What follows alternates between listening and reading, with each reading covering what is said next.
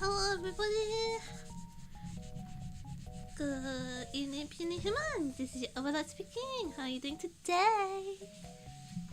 It's an M, it is! It's an M, hold on. That was a really disgusting sneeze that I had to mute there.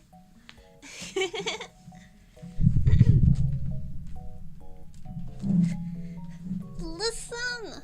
Listen to how much better my voice sounds. I'm almost healed now. Thank you.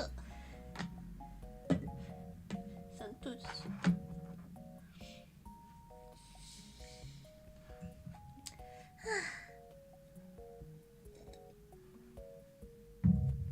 Today I was very indecisive about what I wanted to do actually.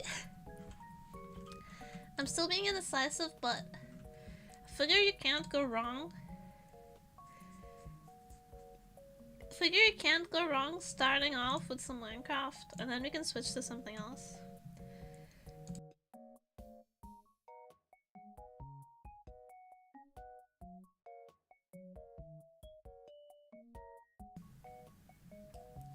Also, have a couple confessions to make.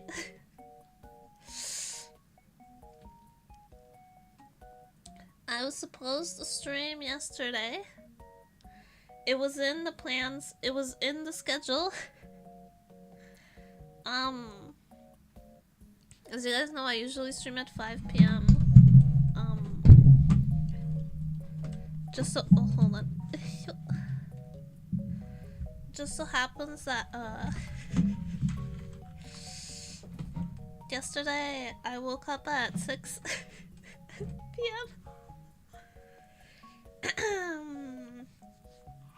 So I was not able to stream.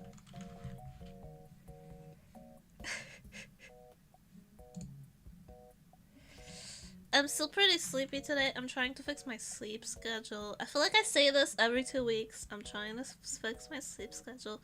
I put an alarm for 11 AM. And I didn't even hear it. I just slept through the whole thing. But I woke up at 2, so.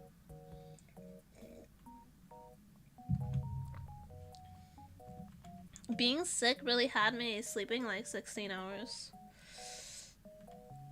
Like a cat.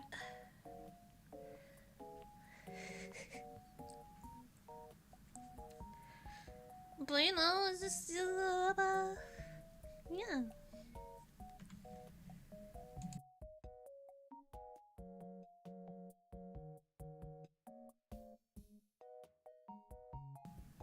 How's cat behavior on Smart? I can't contest it, unfortunately.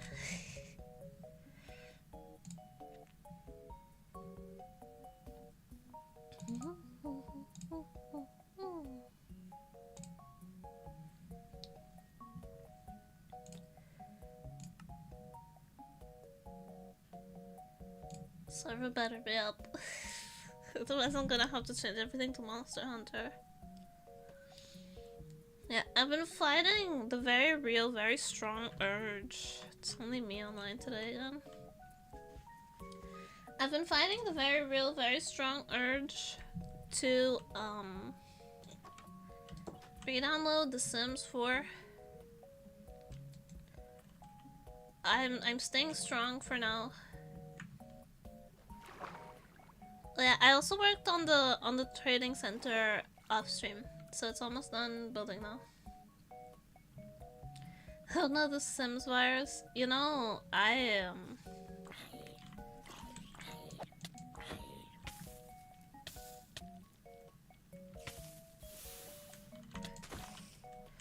just suffer from the Sims virus. I am very addicted to it, which is why I don't have it installed. Because I will just continuously play for like 16 hours a day. And it's not very good. It's not good for getting shit done. Yeah, this is how it's coming along. The roof isn't finished on this side, but it is on this one. Well, almost. Has a mossy roof. The windows have glow lichen on them to give them like a glowy texture. On the inside, it's where the villagers are gonna go. There's a honey block so they can't jump up and out.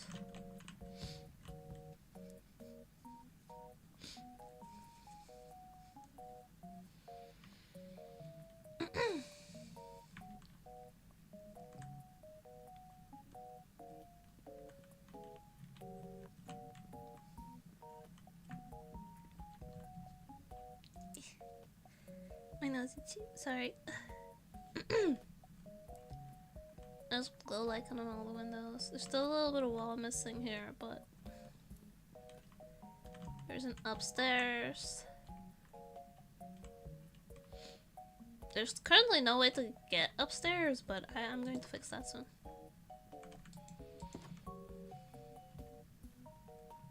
But the thing is about The Sims is that I'm very, very good at it. I'm really good at building houses and decorating them, and I also at the gameplay. I do a lot of legacy challenges.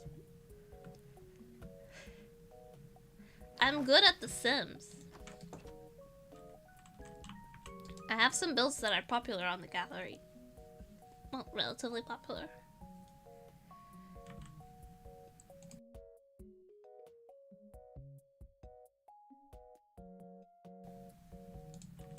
But I'm aware that if I start playing it again, I'm not going to stop.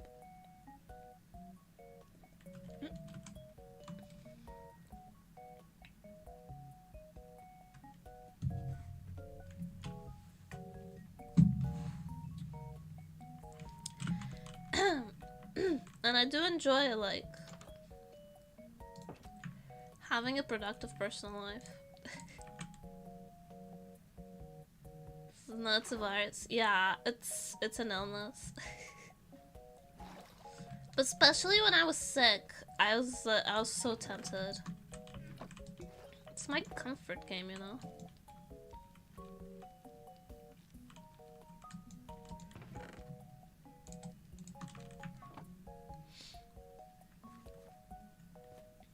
I can't help it. Boom boom cha, boom boom cha. Hi Andrix! Kinda like your Genshin addiction. I also play Genshin. Haven't played in a good while. Cause basically I needed better characters. I was kinda level locked.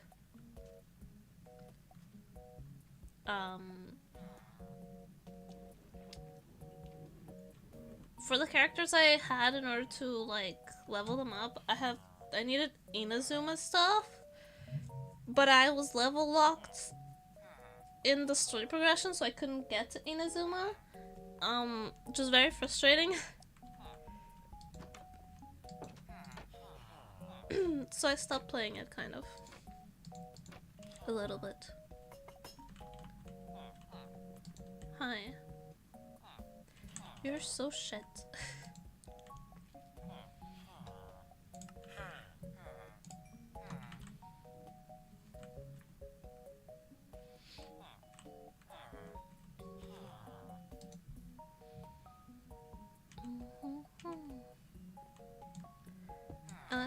At least give me a helmet, which I actually need.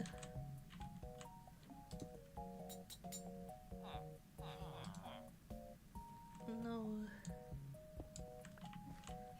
He's refusing. Oh.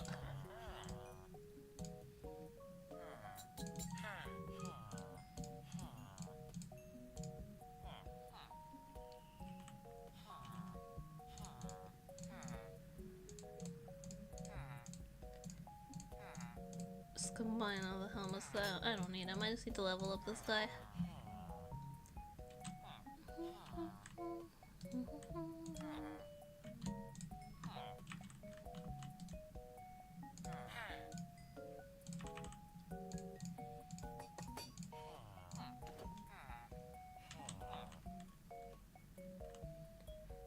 buy food in a small god childcare every day. You mean Nahida? Nahida is my main. It's my wife.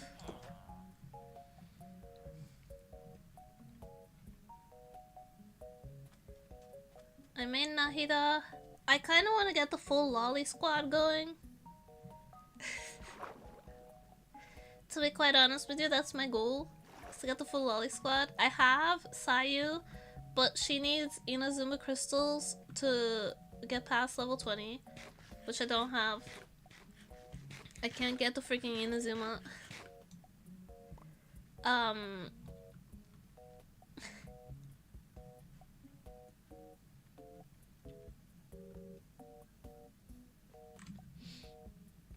And I've been trying to get Titi for forever, and it's very difficult. Titi doesn't want me. I love her, but she doesn't want me.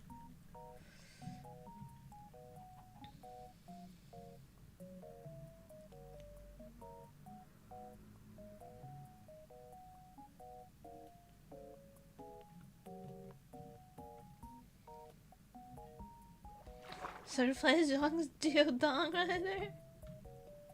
The Mr. Officer team comp, I see. Yeah. The Sawataretayo Gokuchudepeko.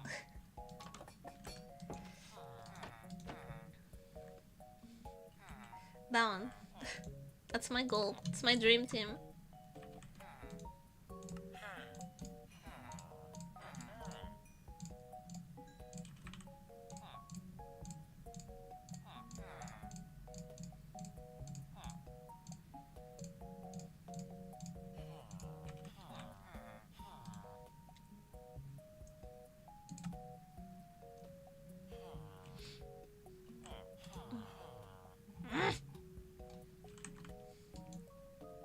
You are so annoying. But I think this is why I bet you chair my leggings. There are only one emerald. Yes.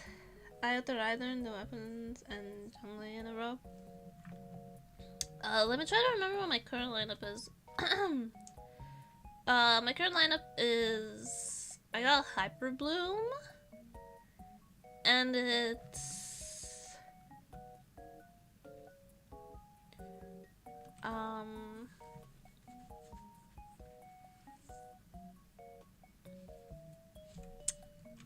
Official,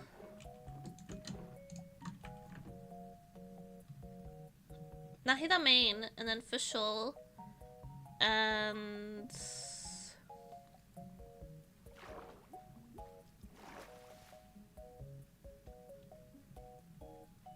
the water boy Zhongli? Is that him? No. It's not Zhongli. Water boy. I forget his name.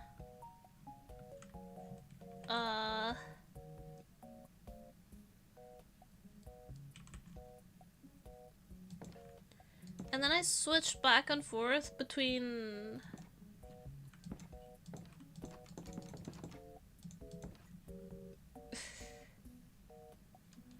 Water boy is not Geoman. Yeah, I know. I just have trouble with the male names. They don't interest me very much. And I switched between the fire cooking girl, the pyro cooking girl. What's her name? Zhao?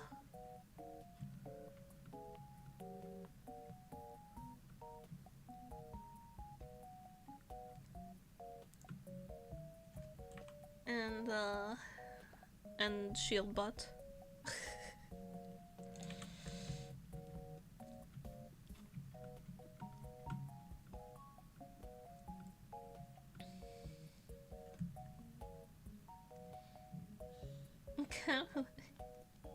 Youngling, yeah, Youngling. Can I relate all the males are cute? My husband's sorry.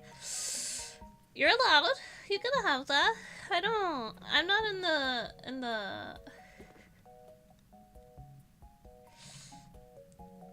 I'm not in the judging business. Only the cute girl collecting business. You can feel free to play Sugar Daddy with superpowers.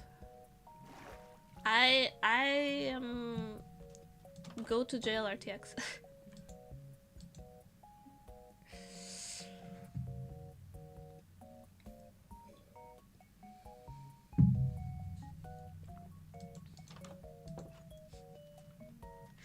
Ma'am. Don't ma'am me.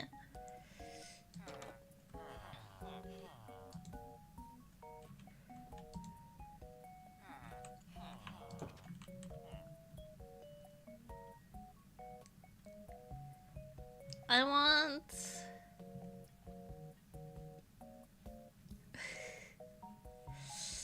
want Nahida and Sayu. I already have those two, and I want Titi, and I want what's the merchant girl's name? Dea? Diona. And I want I just want all the lollies. Oh, and of course Clee. I really want Clee, like really badly. But I don't think she's gonna come into rotation anytime soon. Forgot the name of the bartender. I love Clee. She's so cute with her little dress and her backpack. And her war crimes. And I love her. Yo, should we switch to Genshin? I'm kind of having a craving. Oh, but it's gonna have such a huge update. I haven't opened it in forever. Let's not. I just need it to be the next day, so my villagers will refresh.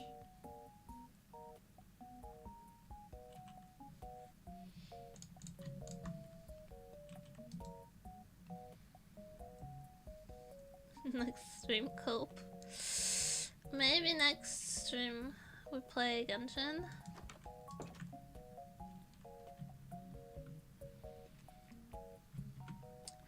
I need to fix my my RAM situation so I can play Nier Automata on stream. I got gifted Nier Automata for Christmas, and I want to play it on stream, but I definitely need more RAM than what I currently have, which is 500.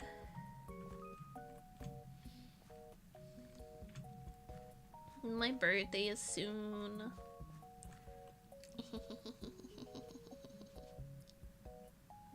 Did you know? Did you know it's almost my birthday?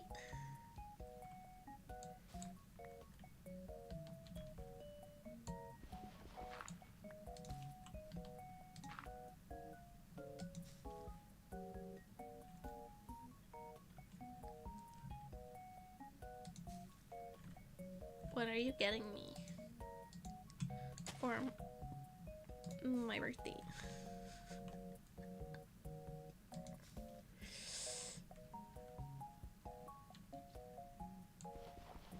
What day? It's on the 26th of January.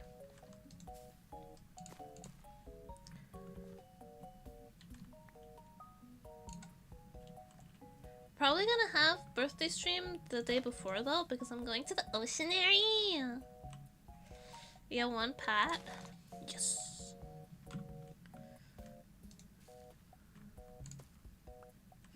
Nice. It's exactly what I wanted.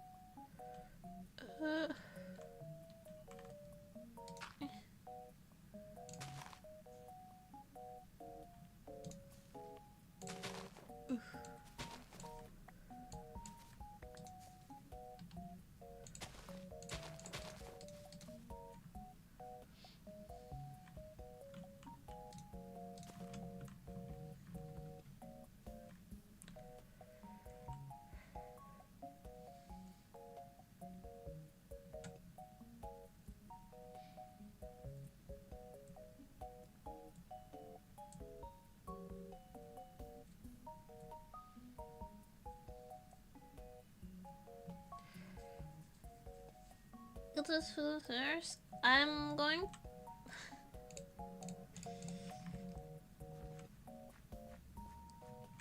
Actually. Well, maybe I shouldn't talk about this on stream, just for security reasons. But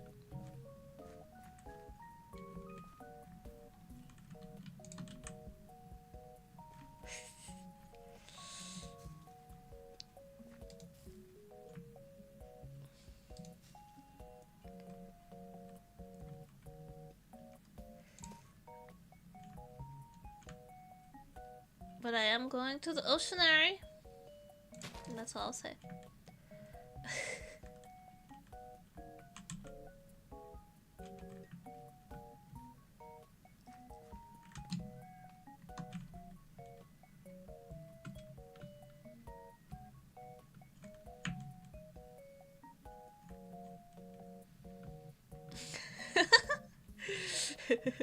He got it. He connected the dots.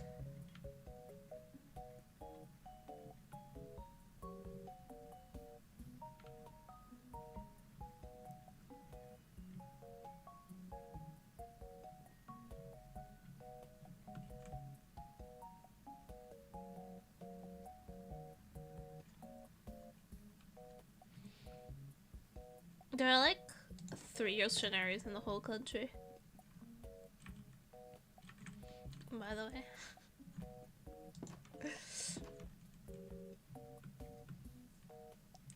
It's only through personal context they're able to guess. No one else would be would have the necessary clues.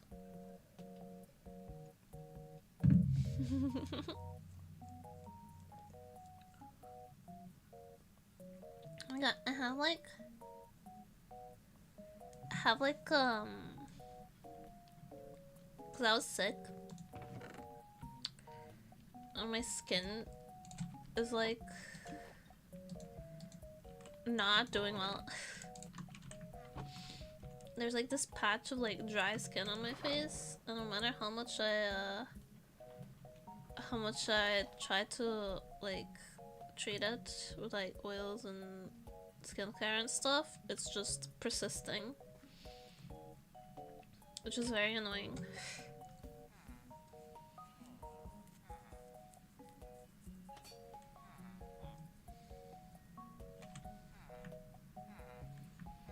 Bitch, you figured it out now. We already got tickets. sorry. Make it in time to mute.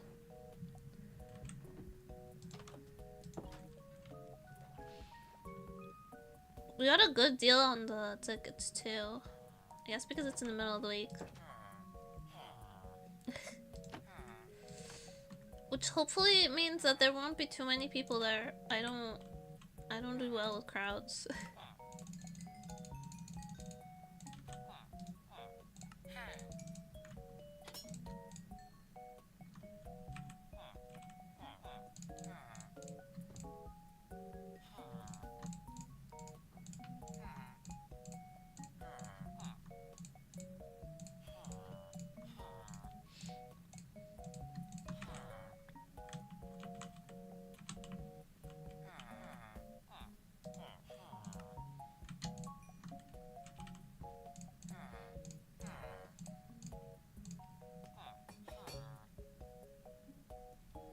You need tickets from just booking and paying.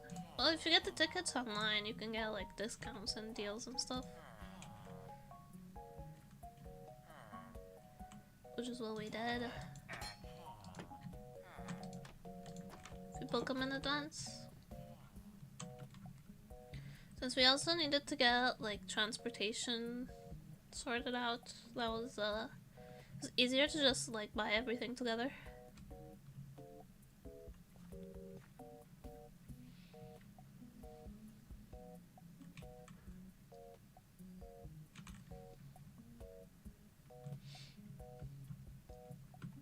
Since I don't drive, I don't know how. I never learned to drive. I don't have a car.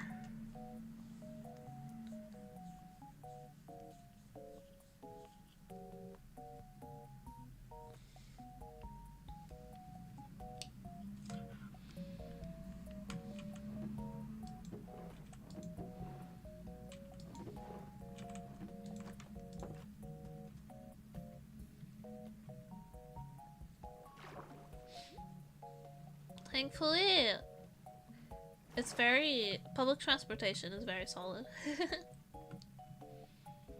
So it will be easy.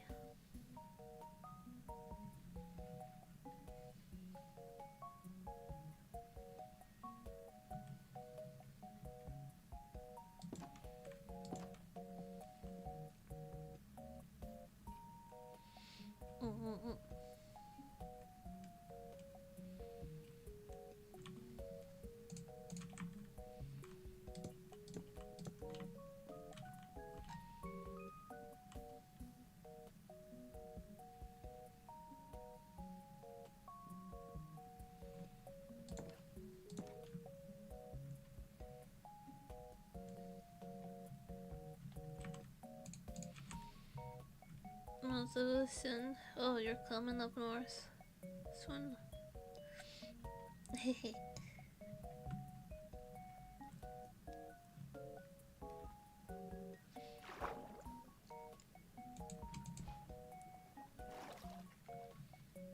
Yu-Gi-Oh! Nationals. Oh.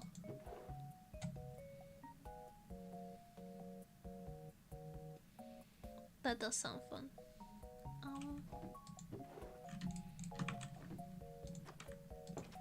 I wish we could make ladders in different colors. Cool, we can. That does sound fun. It's like a mini convention though. I'm gonna say hi.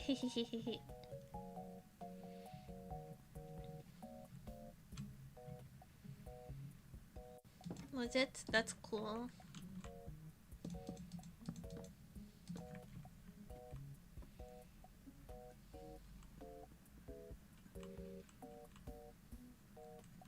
I wish there were more like cosplay events and stuff. Cons and events. It always feels like there aren't enough. You know?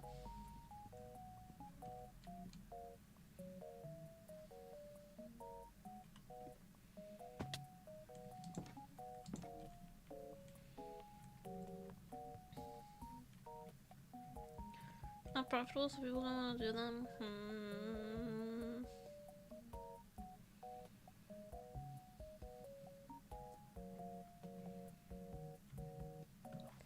I mean, I'm pretty sure eBay is pretty profitable. You know? Pretty sure the eBay and Comic-Con are very profitable. People be bringing their piggy banks, you know? I mean... I went with friends to eBay and they offered to like pay for most of the stuff I wanted to buy. And like there was easily over 100 euros spent just on stuff for me.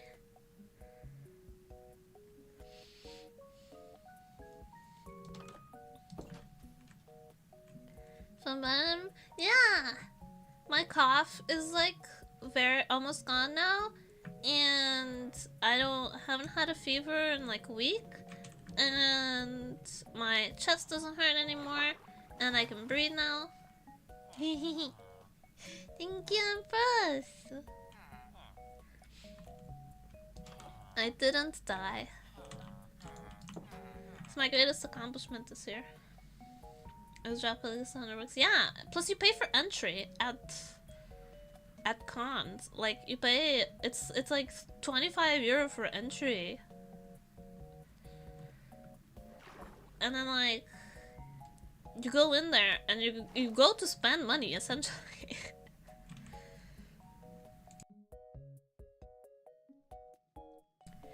You go to spend money, and I think most people spend like easily over 100 bucks there.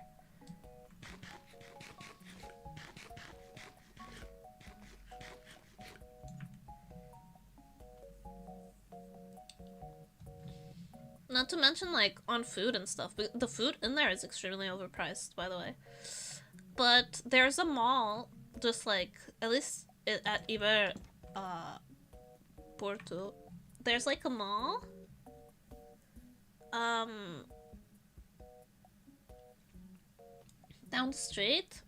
And the mall is always fucking full of cosplayers who, like, don't want to spend as much money on the food that was, like, super overpriced.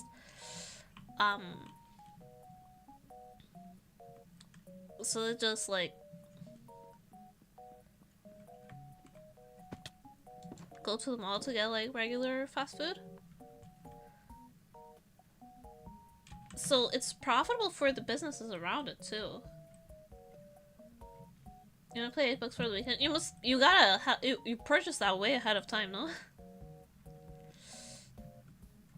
I couldn't purchase it ahead of time because I had friends coming from overseas to go with me, so kind of had to decide which day to go on, like, the closest. No? Do you share bracelets with your friends? I don't really care about the entrance fee, you know? Like, I would pay that money to go look at a bunch of fucking cosplayers and, like, the displays and stuff. I don't have an issue with it. But it's cheaper if you buy it in advance. Funny ways to make the price go up for man buds. Oh, so you share bracelets then.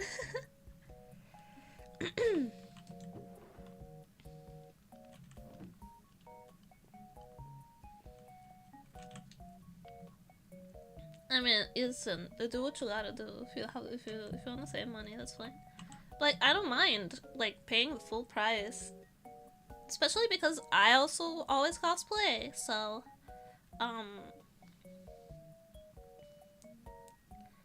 like, I like being able to spend the whole time at the con, taking pictures and stuff. So, like, I don't feel the need to. I guess if I spend my money, if I spend the money worth, I feel like it's worth. I don't really care. I get my money's worth out of every con day, so I don't mind the entrance fee. It's just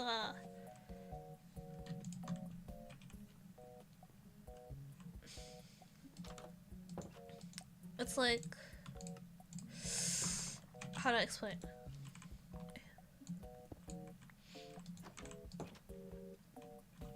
Like, there's no way it's not profitable. You know?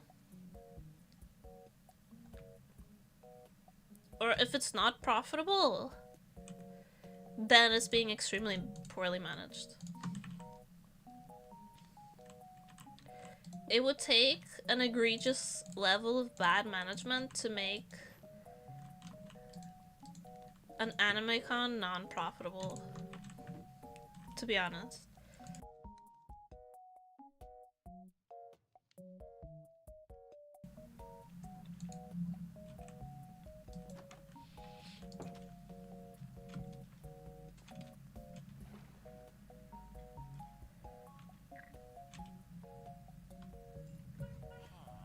It's a bit mismanaged. That sucks.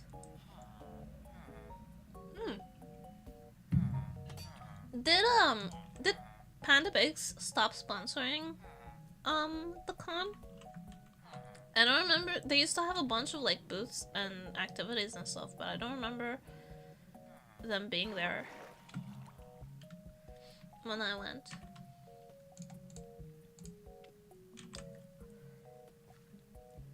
Because they used to be huge sponsors of the whole Iban anime project, and I didn't see their presence, or I didn't notice their presence last con.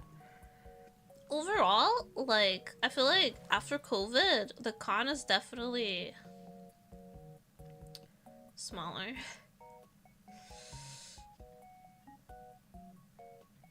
Like, there's less sponsors and stuff.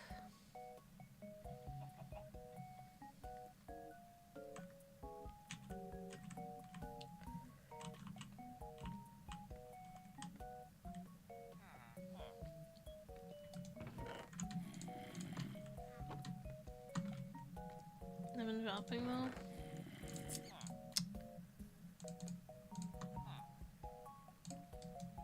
It's a shame.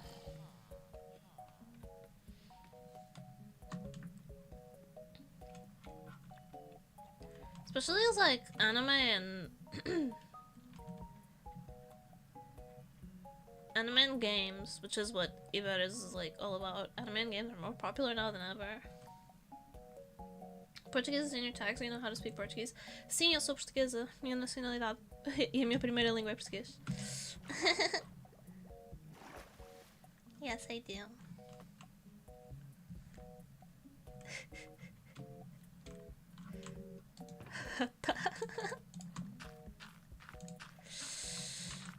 The switch up! It still gets me.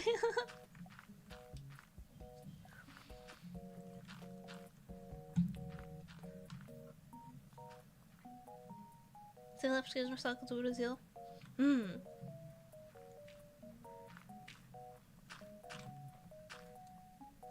Brazil Bros. Também bem-vindos. Também são bem-vindos.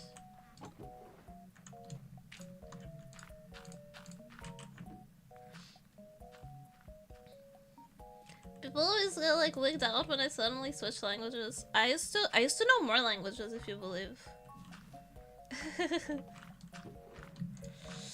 I used to know a lot more Spanish. I used to be almost fluent in Spanish, and I used to know Italian. But I forgot a lot of it because I didn't have people to speak Spanish and Italian with anymore. And my mom has also forgotten most of her Italian.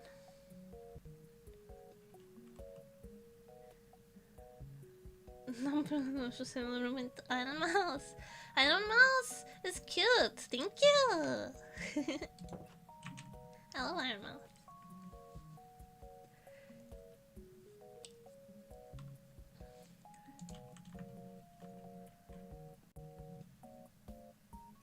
É porque pequena e cor-de-rosa também. Somos as duas pequenas e cor-de-rosas e dizemos muito palavrão. São as similaridades que existem. I see it.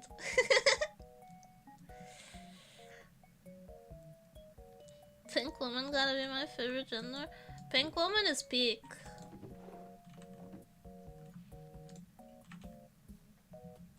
Gotta tell you.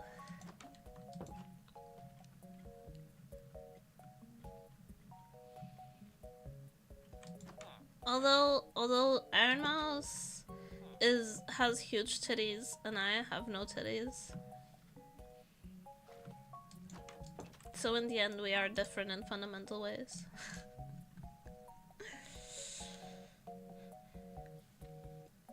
Por causa da cor do cabelo. I have to cough again.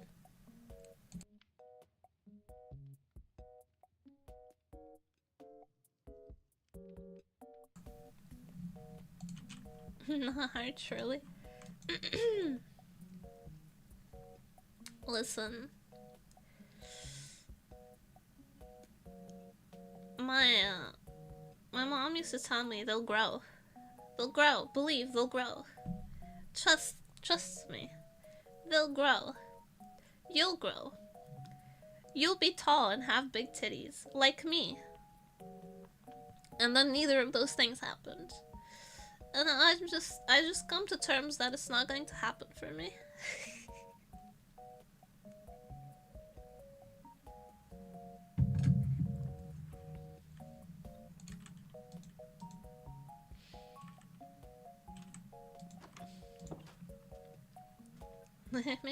Yeah, my mom is really tall. My mom is almost 180.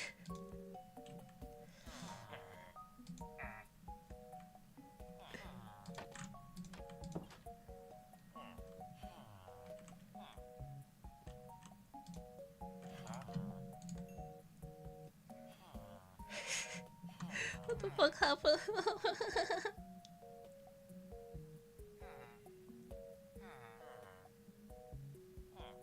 falar inglês, mas eu falar português, mas espanhol, porque nós brasileiros temos para perto de espanhol. Portunhol também é usado muito aqui em Portugal.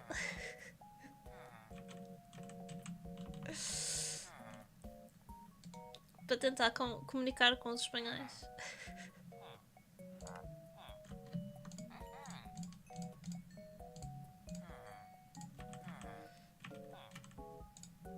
Os portugueses acham muita piada, os espanhóis nem por isso.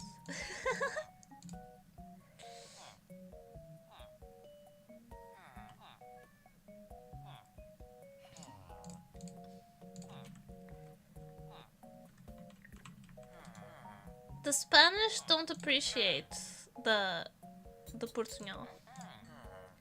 Unfortunately. They don't understand the cultural significance.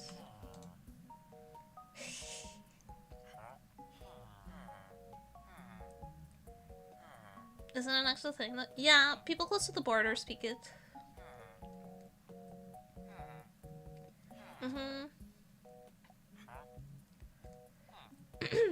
Not just north, but also in the west border. Se fores para o interior. Não sou muito fã da Espanha por motivos pessoais. Todos os portugueses não são fãs da Espanha. Por motivos históricos.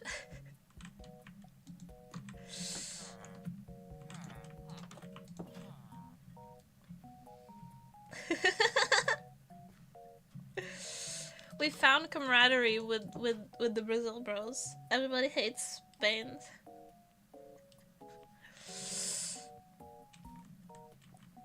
Listen, the Spanish and the French, they need a better PR team.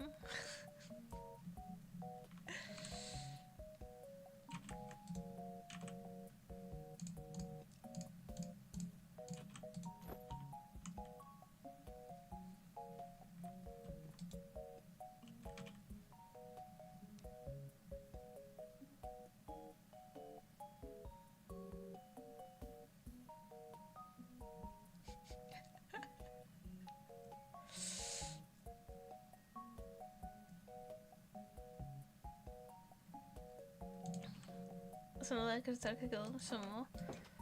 Que aquilo te chamou. Em nome dos streamers. Em nome dos streamers. Por amor de Deus, que aquilo te chamou.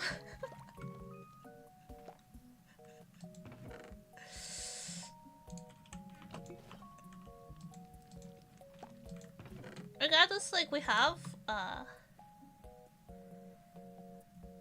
Spanish speaking bros in chat. I love all my citizens, even if you're Spanish or French, because your previous nationality does not matter. You are now only Nemutopia citizen. No importa si eres español o francés o de donde vengas. Porque ahora eres apenas nemutopiano.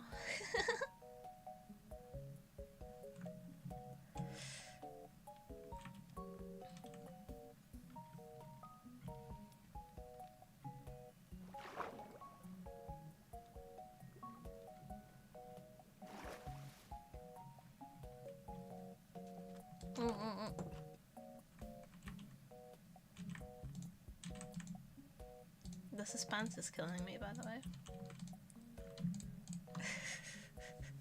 What did the streamer say?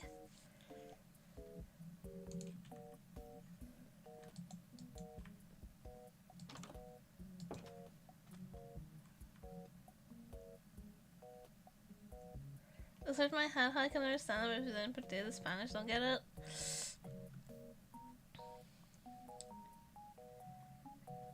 It's cause, like,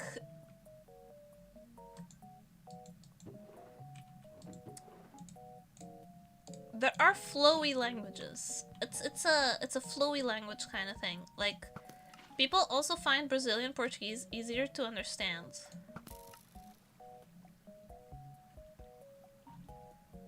Because it's flowier. It's looser.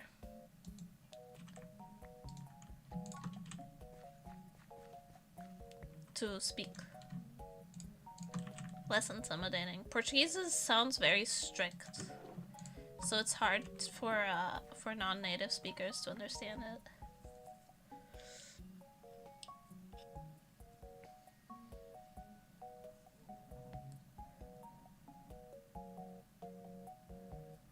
He called you an animal? Um animal? Eh? Que rude. Como é?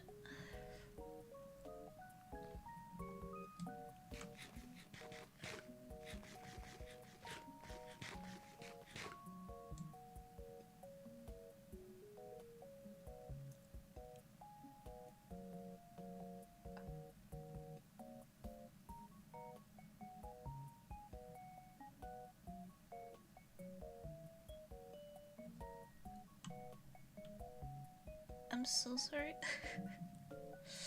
I'm speechless. Nem sei o que dizer. Desculpa teres passado por isso. Honestly, I'm so sorry that you went through that. That's fucked. That's fucked.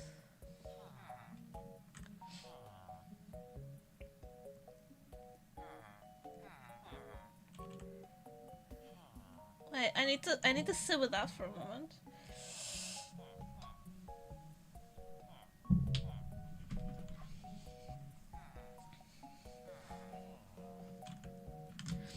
Primeiro, desculpa ter passado por isso. Ninguém merece.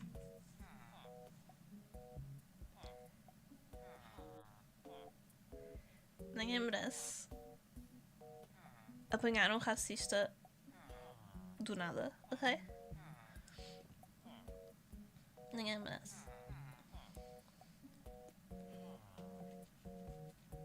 Number 2.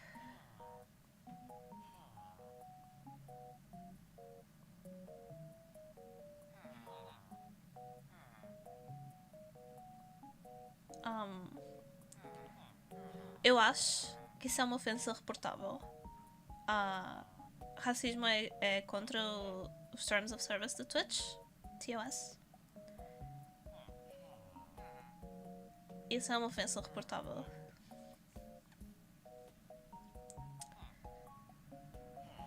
Desculpa. Desculpa, mano. Honestamente.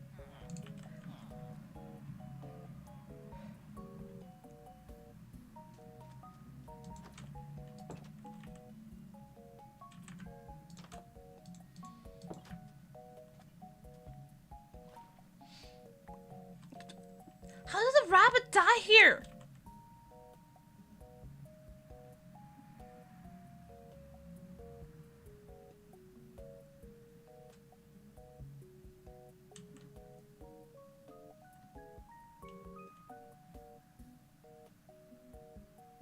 My cousin!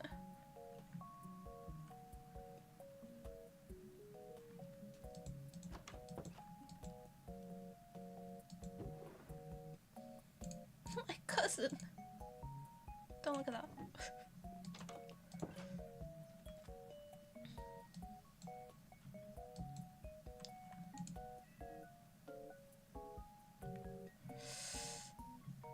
Empress Jessica just gave me a bunch of rabbits too. I don't know what to do with it. Quando tem pessoas que falam espanhol, só que da América Latina são super gente fina.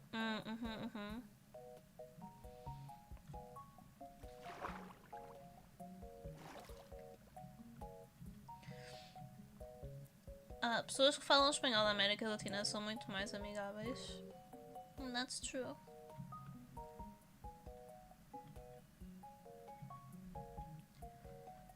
But it's okay. Well, it's obviously not okay to be mistreated, but I think I just say that it's okay as a habit, like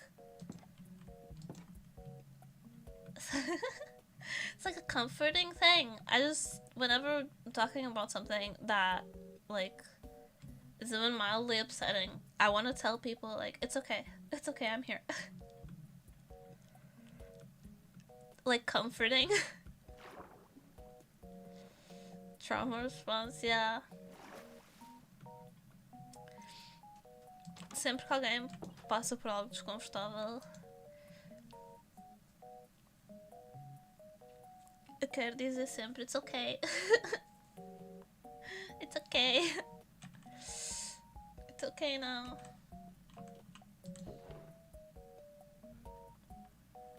Not to be dismissive or something like that, just to like comfort.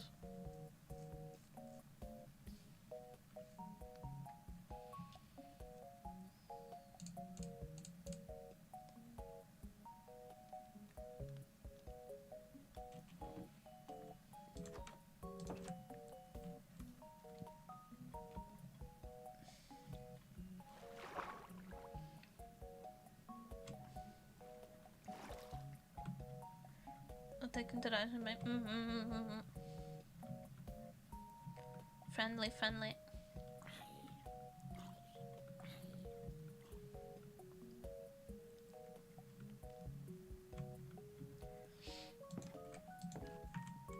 I'm really glad I added more language tags to my stream.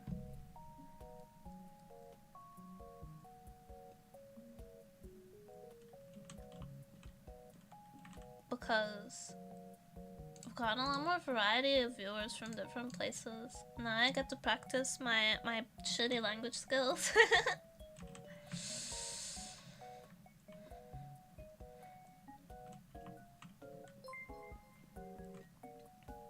Lux, thank you for the follow. Obrigada, obrigada.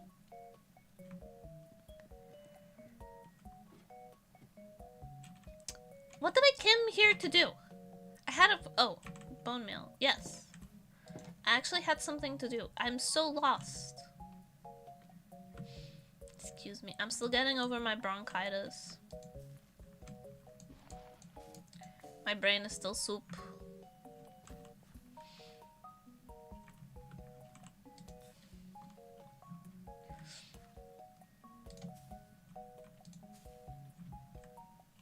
Meu cérebro não está a funcionar.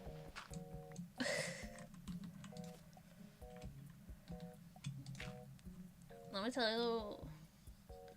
Good soup. Free soup?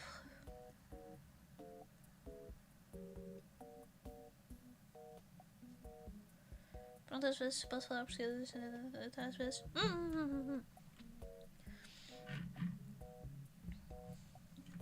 No meu chat eu tento sempre se é uma língua que eu falo mesmo só um bocadinho, eu tento sempre permitir ao máximo que as pessoas falem na sua própria língua para que toda a gente esteja confortável e possa comunicar.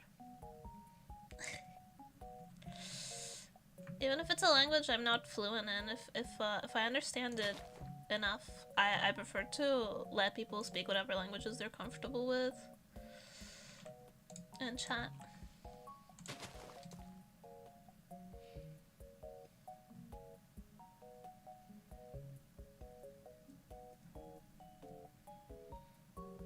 If your brain is soup, the food shall be good soup. I don't know about that. Is brain soup yummy? I don't know. I don't eat meat. It's my excuse. Is brain soup yummy? I don't eat meat.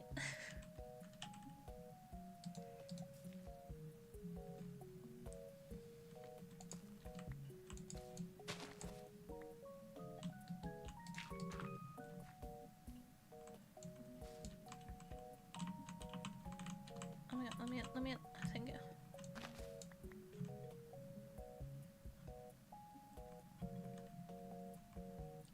The people who eat meat, where do you draw the line about which meats are good and which meats are non-edible?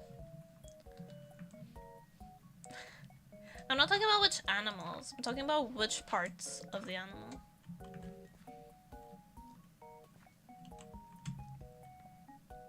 Tasty?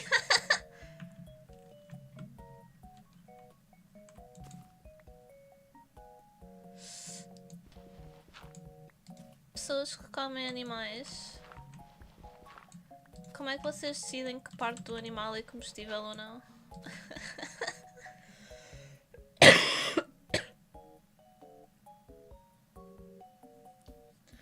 A gente do Brasil, espanhol, mas chato de entender o do Chile porque é rápido.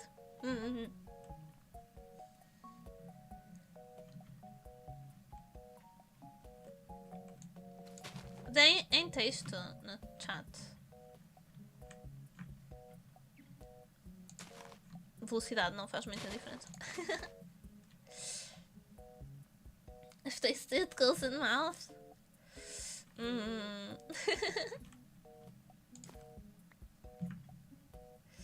Is that your like your philosophy in life?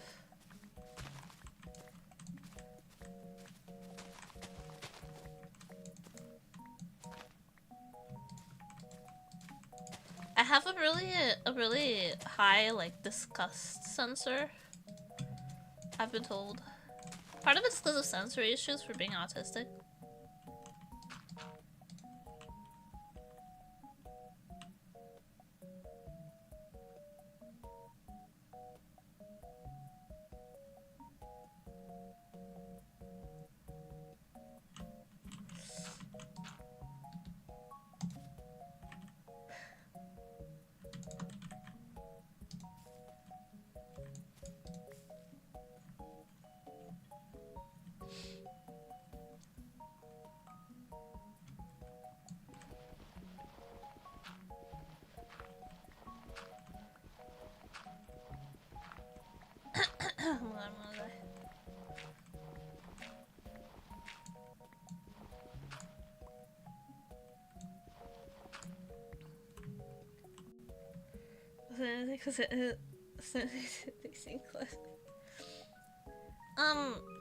I wonder if there's like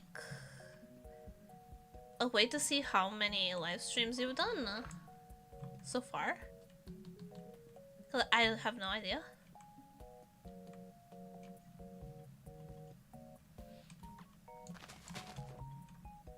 I wonder if Twitch has that statistic like available. I generally don't have a clue.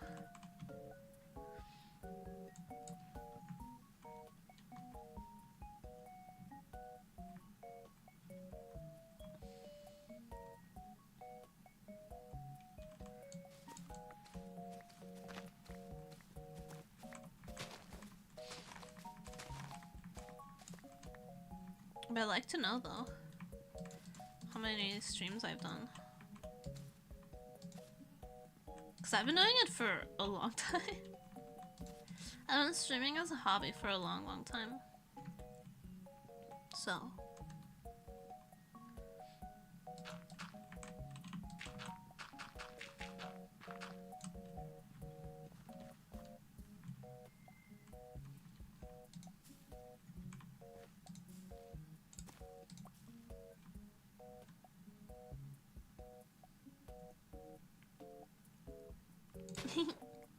Obrigada, Lex.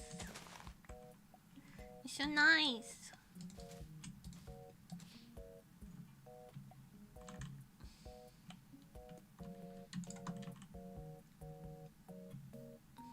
Wait. Can I do one more row of moss? And then it's done. Then the roof is done.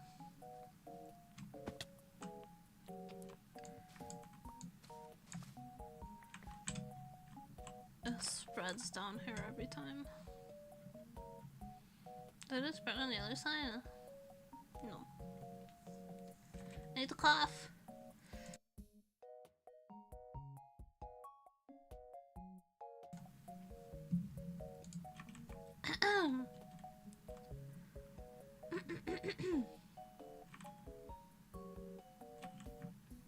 Hi, Badger!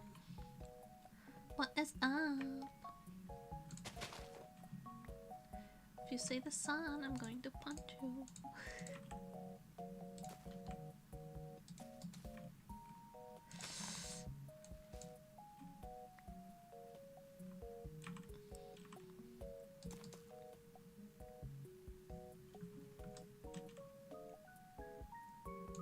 Ma'am. Don't ma'am me. Have any idea how many times I hear that same joke?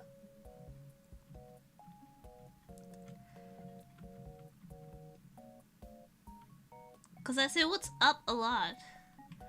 I don't know why. I don't know where I got that like phrase.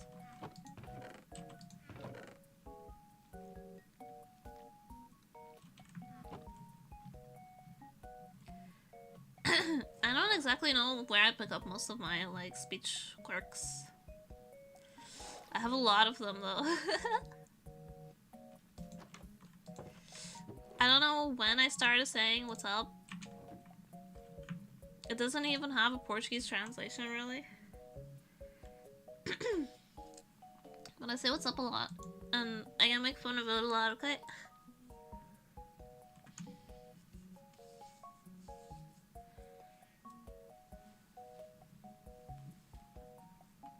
Every time I'm like, hey, what's up? Or someone is like, the sun, the sky, the clouds.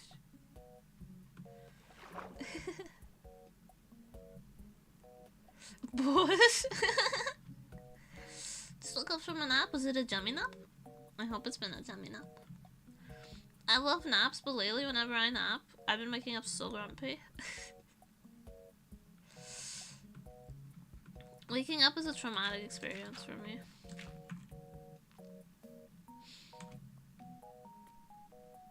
Disseste só bem até começares a acordar com dor de cabeça.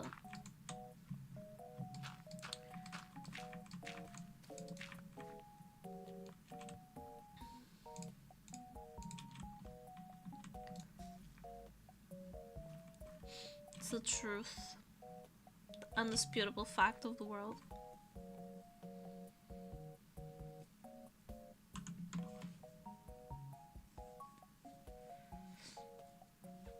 Sobre a história dela, mas depois que ela ganhou o prémio. Então, porque o SMP. Hermos. É, OG. Ela é super simpática. Mesmo boa, gente. Claro, a cabeça sucks. It does. Waking up with a headache is like being punished for resting. I hate it. It's like a god came down to smite you for being slothful. Slothful? For being lazy. I'm like actively avoiding moving the fucking villagers. I feel like I should say that with like my chest. I'm avoiding moving the villagers.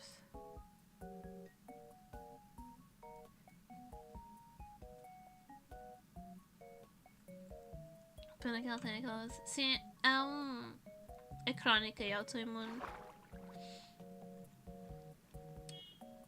Mas ela tem melhorado ultimamente. Which is exciting. It's exciting to see Iron Mouse get better lately. And able to do more stuff. I'm really happy for her.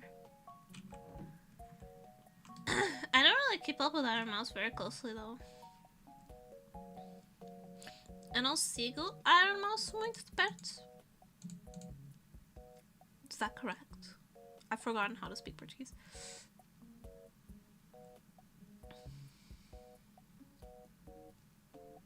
Sim. Latina women. Always Latina women.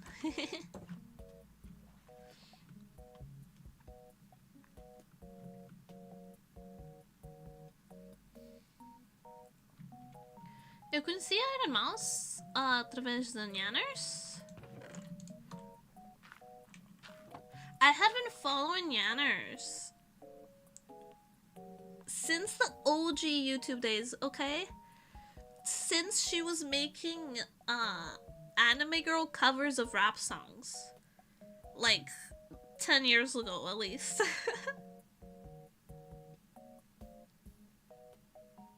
And it's like, and then through Nyanners, when she got into Vishojo, I found out about Iron Mouse. And through her videos with Connor, because I also followed CDogBA back when he still used to do like Sebastian from Black Butler voice acting. I'm an internet dinosaur. It's very different now. Yeah, I like her VTuber stuff. I think she's fun. I think she's cursed fun. I like it. But I also don't follow her closely.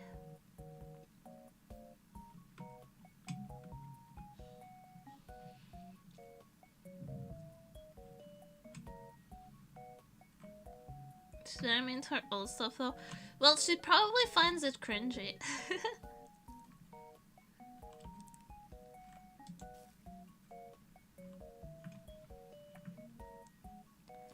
I'm also mean to my old content.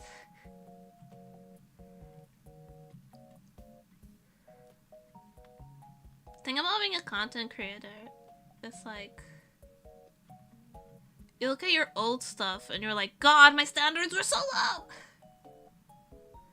Se você gostaria de conhecer a Iron Mouse?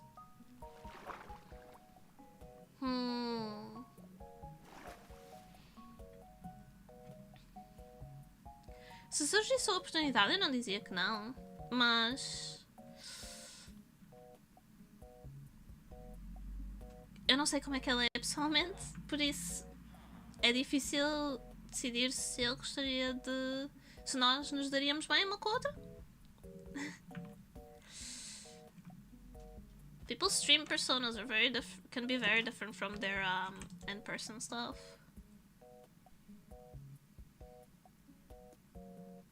Muito para quem curtiu a cena de Valentia.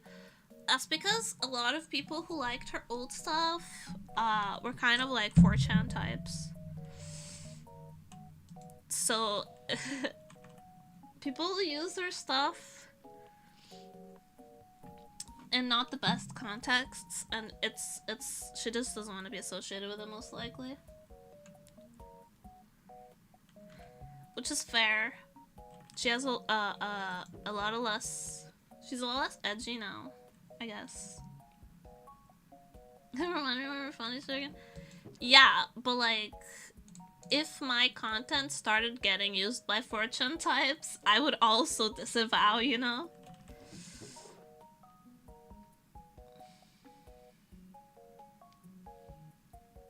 Ninguém sabe o rosto dela, então às vezes é bem serido pra mim. Os amigos dela já viram. Sabem como é que ela é na vida real.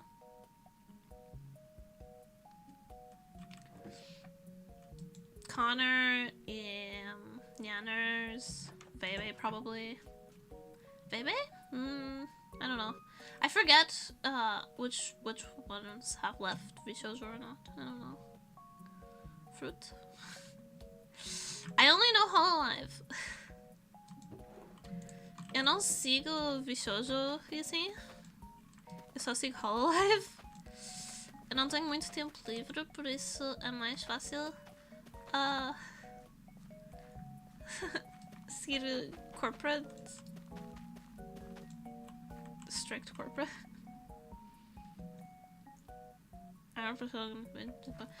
Toda a gente que fala de interagir com ela pessoalmente diz que ela é muito simpática. Por isso. I tend to believe that she's like genuinely a nice person because everyone I hear talking about like meeting her IRL or like interacting with her off stream says she's really nice, so.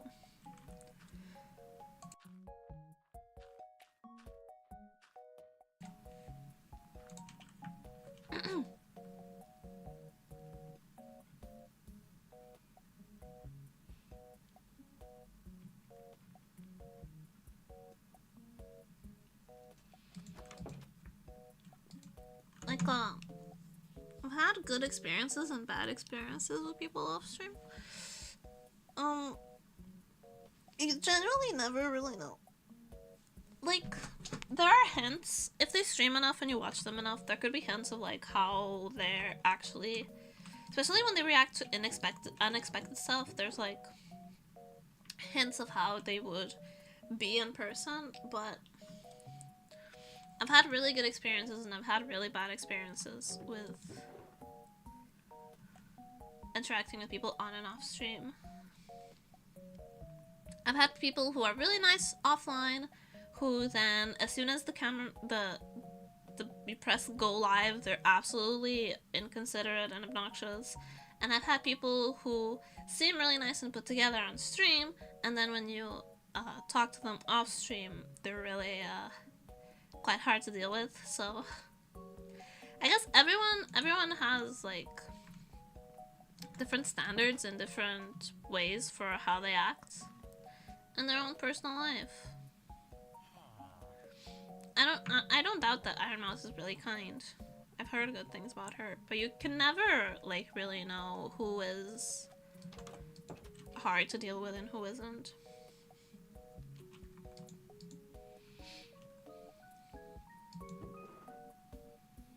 Like, knowing people in the industry, like on the management side, I've heard both extremes from like management side people. They're like, oh, this person's really kind, and they'll like even call them up like if they need anything that they know that person has or is able to get easily. They'll hit them up and they'll always be really kind, really helpful, even if they have nothing to gain from it. And I've also gotten like, this person's a nightmare to deal with offline. I've heard both extremes from management side, even of like big VTubers. So you can never really know in the end until you interact with them, and even then sometimes you have to interact with them for a long time.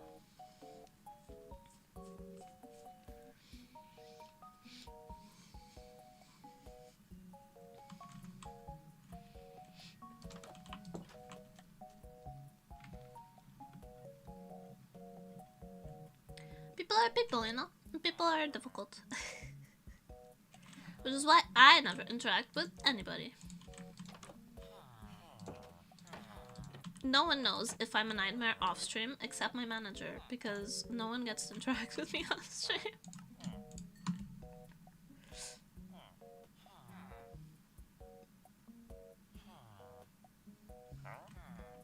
Interact with me.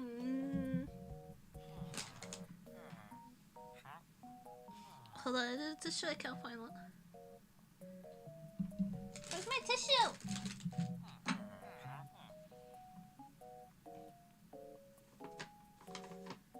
Found it, kind of.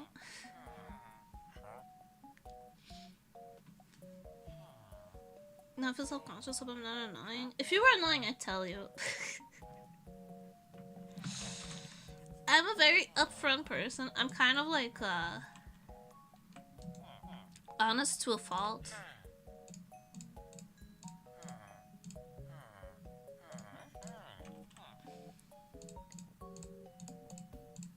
If you were annoying, I'd tell you.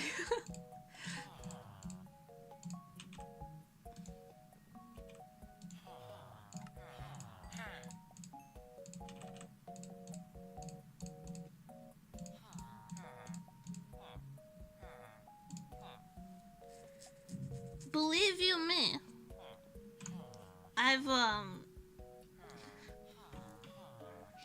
ruining the economy, yeah. It's my God-given right. It's what I do. Yes. Yes, yes, yes, yes.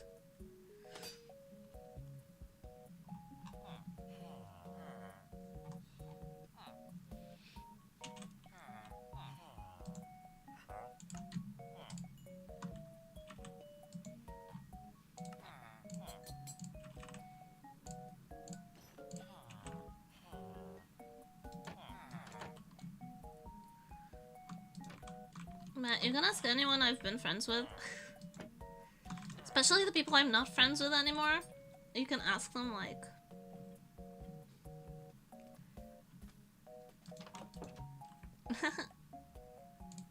You can ask them about how I handle things, and if I think someone's annoying or rude or like unkind or something, I am really upfront. There's plenty of people that I'm no longer friends with because I was like, hi, you're kind of a dick, so I'm going to leave.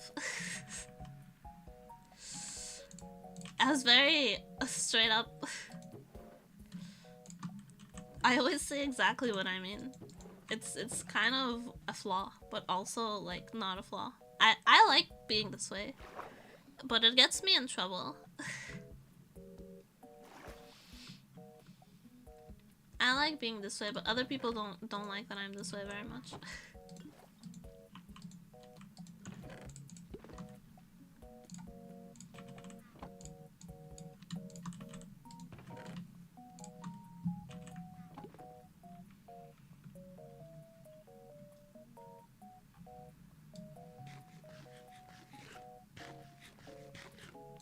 Like the microsecond someone makes me uncomfortable, I'm like, hey, cut it out. Can drink honey, right? Yeah, you can.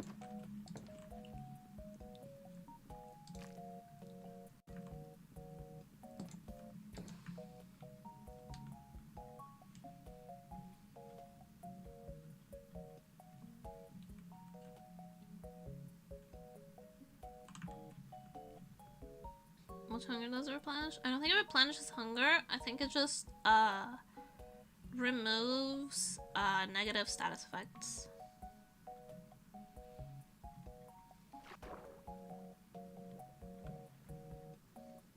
Like milk.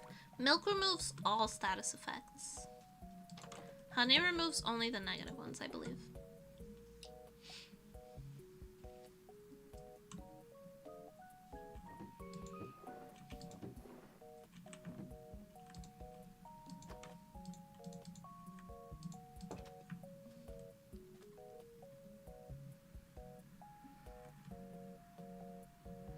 Are you working?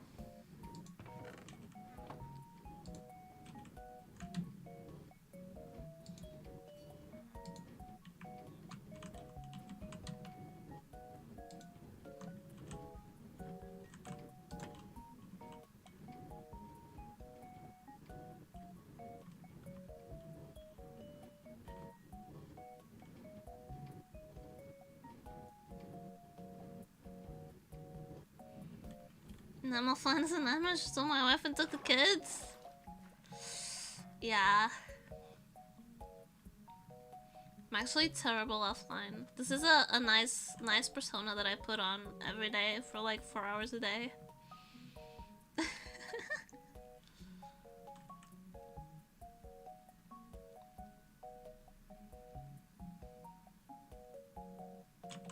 Burned your crops and salted the earth.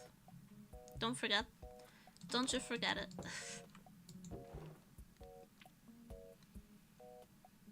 What was I doing? I keep getting lost. I'm a mess. I'm a mess. Help me, I'm a mess.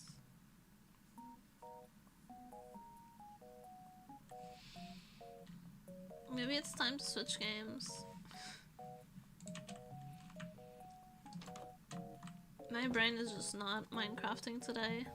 I just keep running around. I need to make a whetstone. Grindstone? Whetstone, grindstone.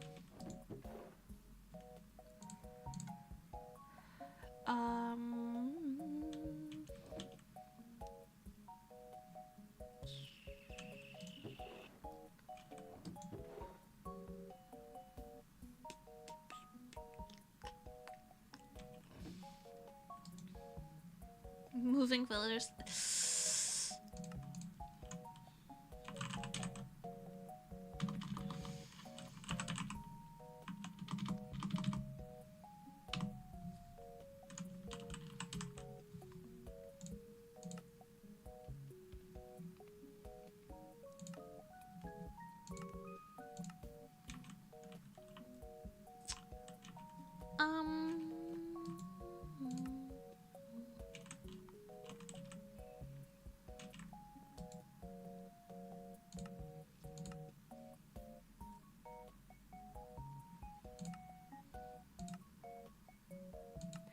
I always forget the grindstone recipe.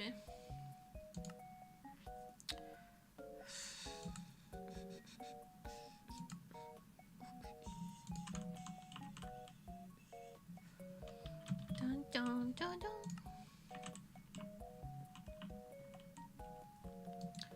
I think it's smoothstone and then logs. Where are my logs? Do I not have any?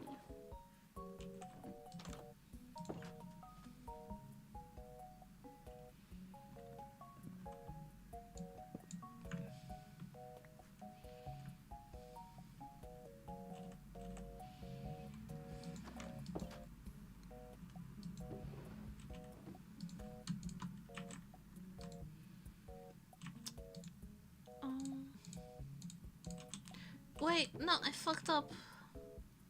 That's not how it is. It's a regular stone.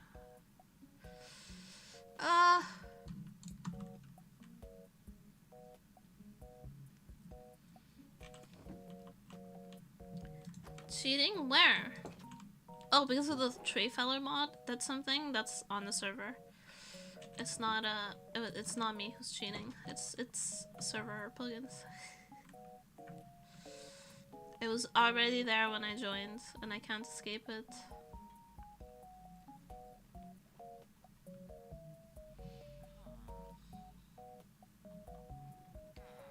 I just need a little stone. Please. Oh, this iron golems keep spawning because of the villager breather.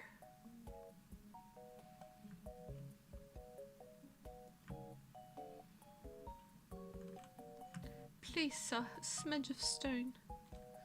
We have a nice big cave here. Mike.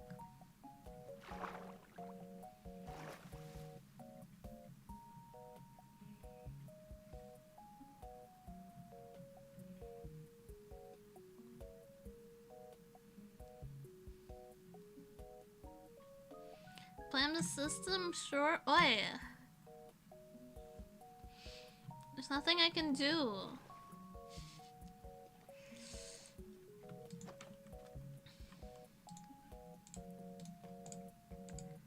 It's just the way it goes. I didn't choose it.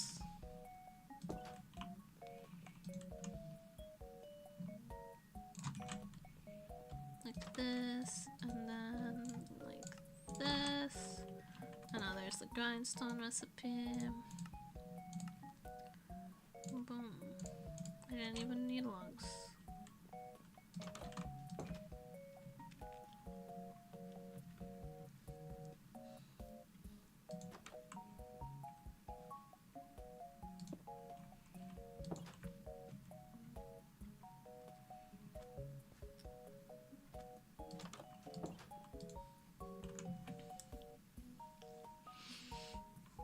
It's like saying like, oh, did you know your rice is harvested by people in that aren't getting paid a living wage? And I'm like, shit, that's the only rice that exists. It's just capitalism, I'm sorry. There's nothing I can do.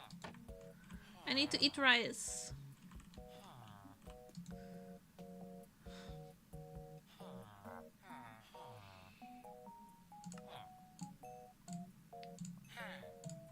What am I supposed to do? Just not eat rice? I can't do that. I need rice. I'm poor.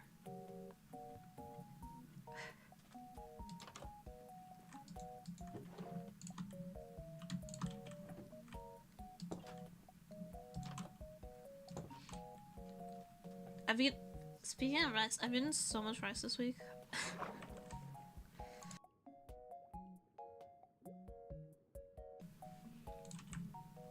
Like a ridiculous amount of rice.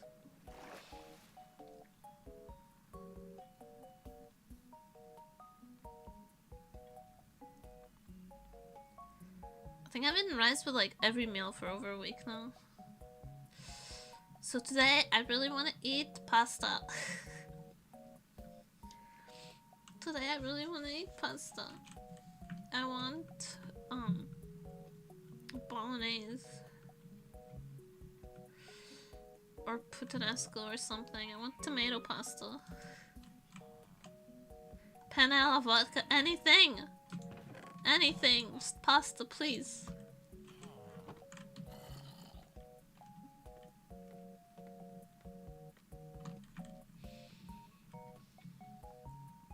I had dessert for lunch, by the way. Hydrate, thank you! I'm a bit late on the hydrate. But thank you, Rainer, for the hydrate.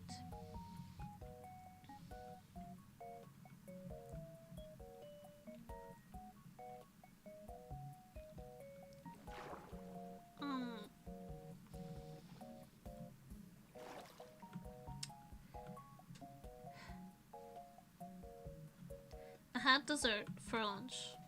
In order to disprove the allegations that I eat healthy.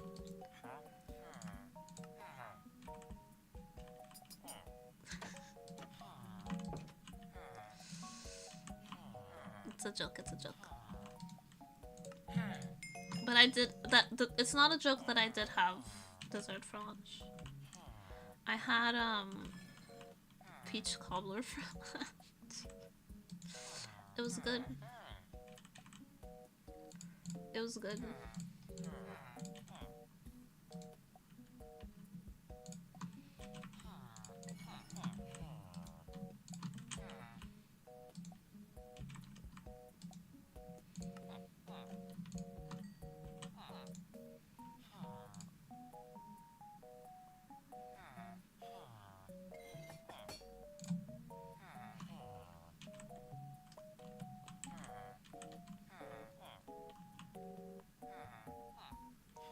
Can stand to let your hunger go down so far, it drives me insane. In my defense, my camera is kind of covering that part of the game.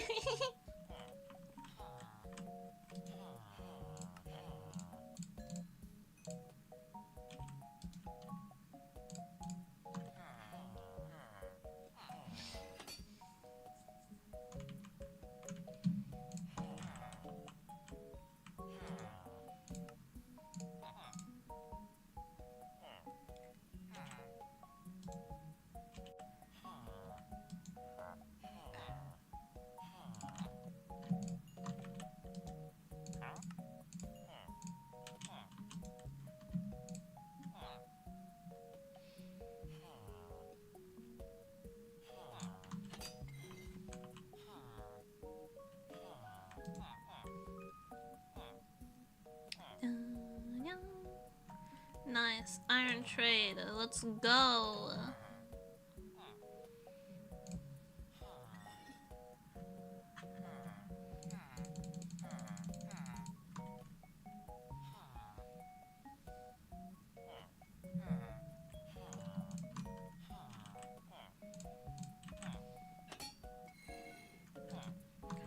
Let me out. Let me out. Let me out. Move. God, they're impossible. 33 emerald for bells seems fair. Well, it's not craftable, so you pay a premium. Premium for non-craftable items.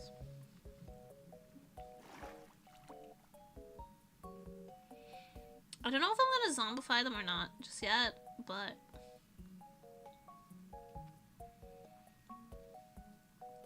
I simply have not decided. Artificial scarcity. The villagers are hoarding all the bells, potentially. You know what? Don't hate the player, hate the game.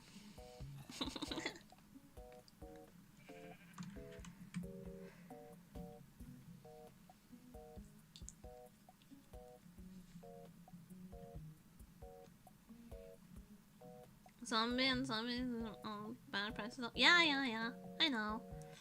It's just kind of annoying to do.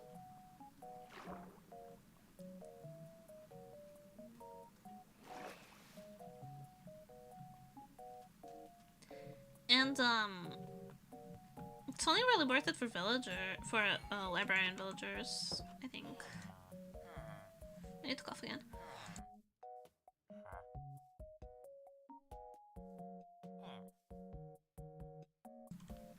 Can I tell you something gross?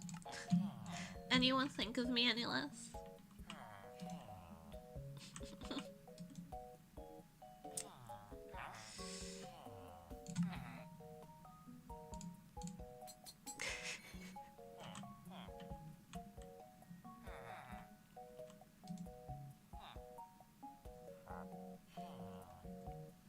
Say it.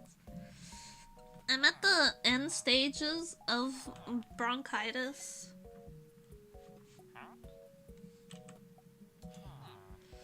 Which means that I'm at the point where so bronchitis is basically like an infection in your airways, right? And they fill with mucus.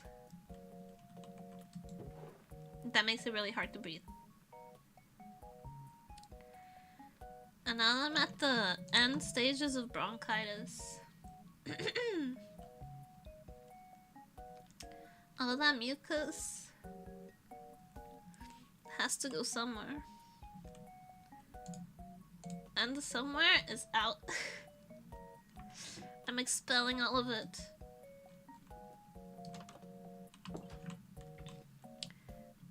And it's so gross.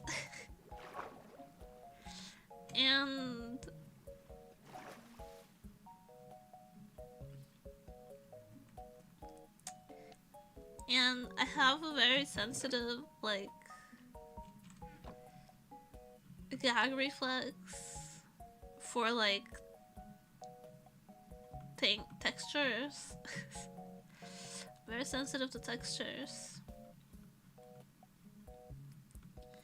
So this morning I coughed really hard and some mucus like came up and my body gagged so violently that I felt all the muscles in my stomach contract to try and make me vomit. And it hurt so bad. And that's what I'm dealing with now.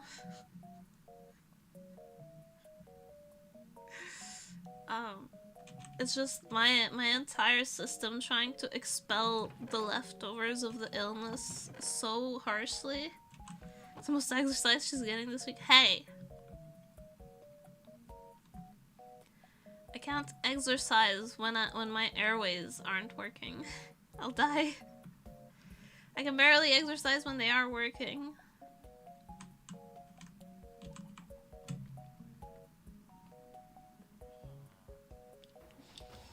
There's the thing though, I tried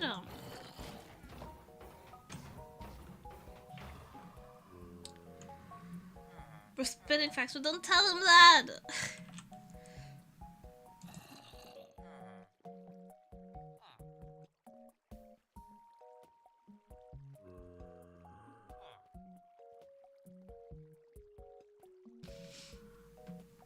God, I'm dying.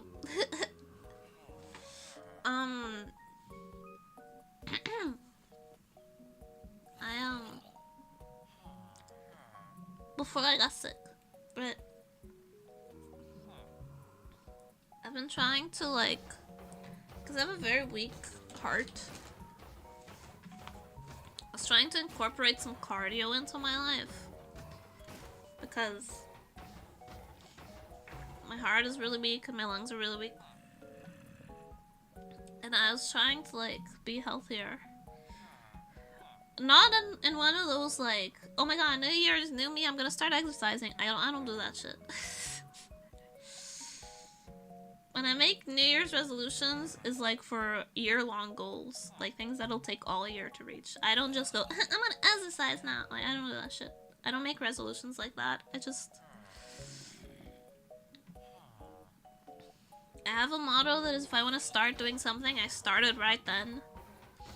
I don't wait until the next day. I don't wait for New Year's. I don't do shit. I don't wait for shit. if I feel like I want to start doing something, I just start right then. I pick up the momentum immediately. So I was like, my heart is really weak. I should start doing some cardio.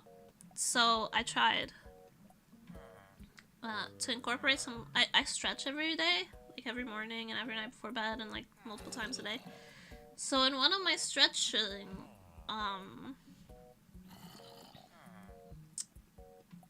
routines, I tried to incorporate some cardio because I thought it'd be good for me. It's just something very light. And my asthma was so severe that I had to sit for like 20 minutes with my inhaler after. And I was in so much pain.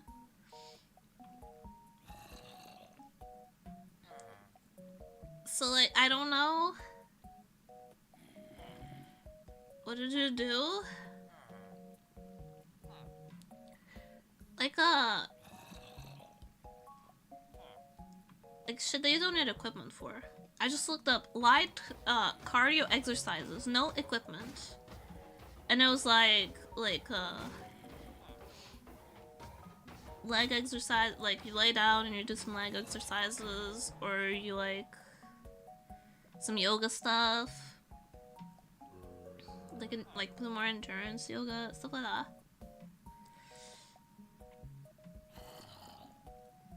And I couldn't breathe. I just couldn't breathe. My asthma is so bad, and it's so heavily triggered by like physical exertion that I feel like just walking for a bit would be good cardio for you.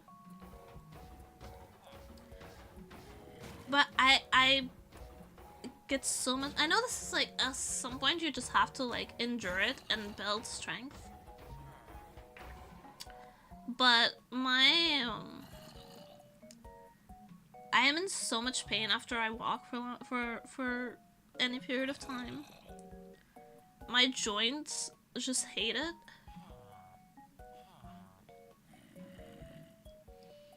And I'm in pain for like days after.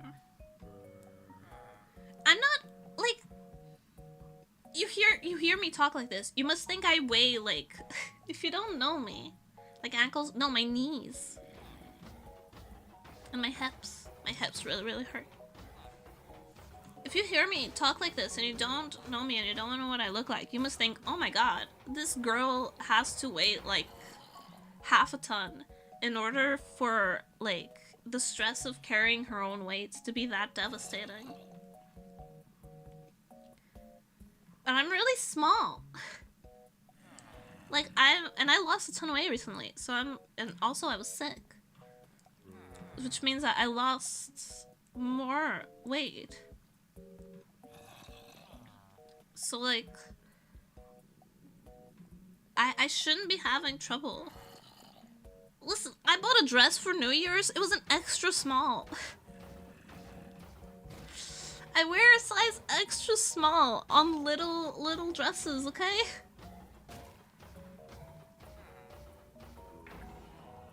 I shouldn't be having this much trouble carrying my own weight. But I am, and it's just how bad my joints are. And also the incredibly devastating asthma. And I don't know what to do at this point. Like, I don't know how to start building up strength and like heart strength. Is there any way to improve joint strength? There has to be like exercises for it, right?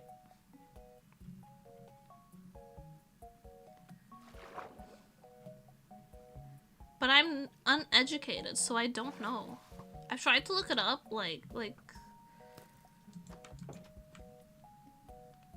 I tried to look up like joint exercises, right? Like ways to strengthen your ankles and your knees and your hips. But then whenever you look up, oh my god, skeleton head.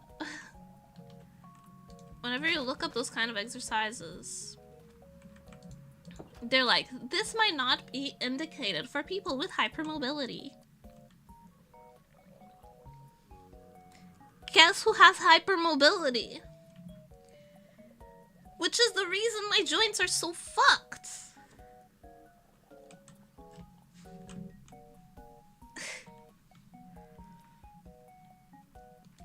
Like the disclaimer of these might not be suited for people with hypermobility.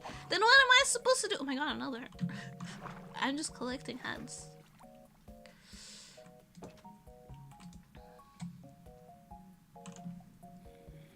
Like the hypermobility is the whole reason why my joints are fucked. For hypermobility specific exercise, yeah, I guess.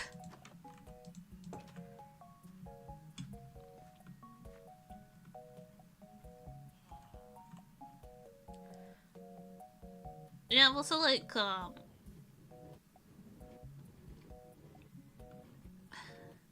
you know what? My joints are fucked, but you know what's surprisingly strong? The arches of my feet. You know why my arches are strong? Because I'm autistic and my sensory issues make me walk on my tiptoes a lot. So I actually have really strong arches on my feet.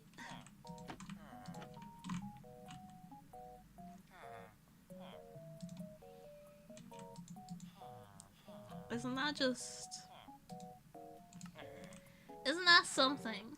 Feet Mansion should fuck up. Basically, like, I just get recommended yoga a lot. If you have hypermobility, you should do gentle yoga. I ran on my tiptoes because the gym floor was cold, turned into a habit. Oh my god. Same. The house I grew up in, most of the floors, like the kitchen floor, the bathroom floor, it was tile. So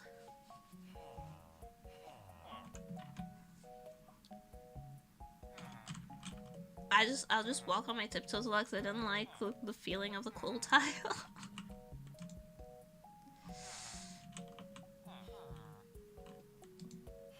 And you know what? I still don't go for calves, I guess. I don't think my calves are strong. They're really flabby. Like, you know the belly, the calf belly. I guess it's just your calf.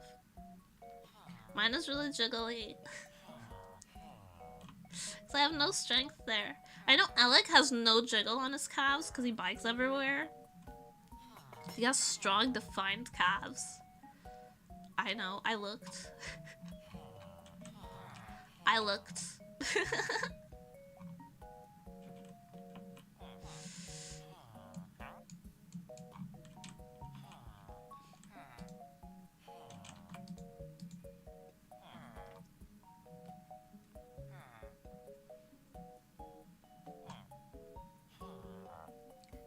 Bruh.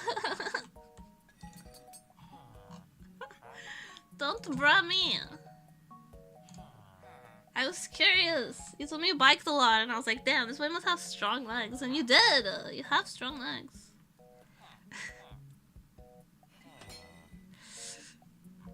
I'm kind of jealous, actually. I have leg muscle envy. My legs are just soft everywhere. Like my calves are soft, and my thighs are really soft, and my butt is just soft. I have no muscle anywhere. I could contract my entire bottom half, and you would not find a bit that wasn't soft. I have no muscle definition. Do the side time routine, but just biking? I believe you. There's just bikes everywhere. I can't bike in my city. It's too steep. You've been here. You know how steep it is. I wouldn't live. And it's all like cobble.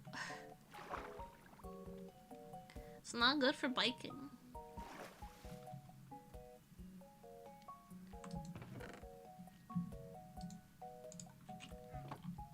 Also, I don't own a bike. I did own a bike. I owned a very nice bike, but I don't think I'm ever seeing that bike again.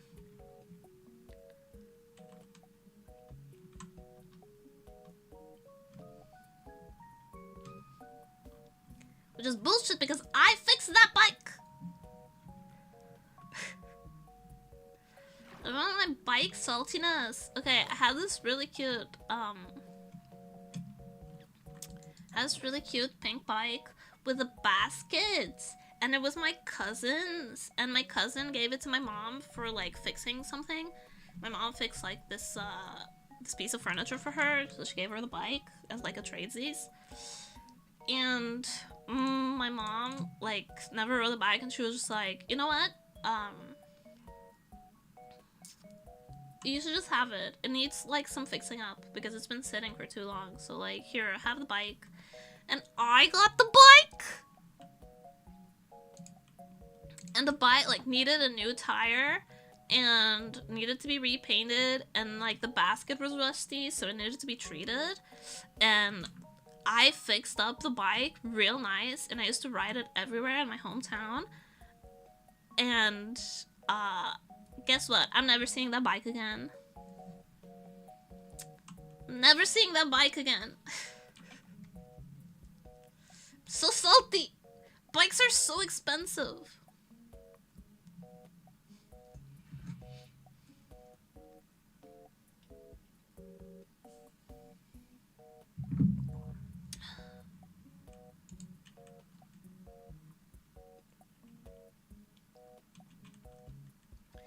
Eat. Yes, I came here specifically so I could get food. Bikes are free if you look for the unlocked ones. People don't leave bikes unlocked anywhere here. I got 3 on mine. At this point, I'm considering just getting a Peloton. I don't need to go anywhere. I just need exercise. And I like bike. Here's the thing though, right? Here's the 2 exercises that I don't mind doing. There's only 2 of them. And it's biking and swimming. I actually kind of enjoy these. Biking and swimming. That's it. It's the only enjoyable exercises that exist. You know why? Because they don't fuck up my asthma. I don't know why. They're both cardio heavy. But they don't fuck up my asthma, and they don't, like, put weight on my joints, so it doesn't hurt. Have you ever rollerbladed? My cousin once tried to teach me how to rollerblade, and I cried. It was really scary. In my defense, I was like 11, okay? But it was a really scary experience for me.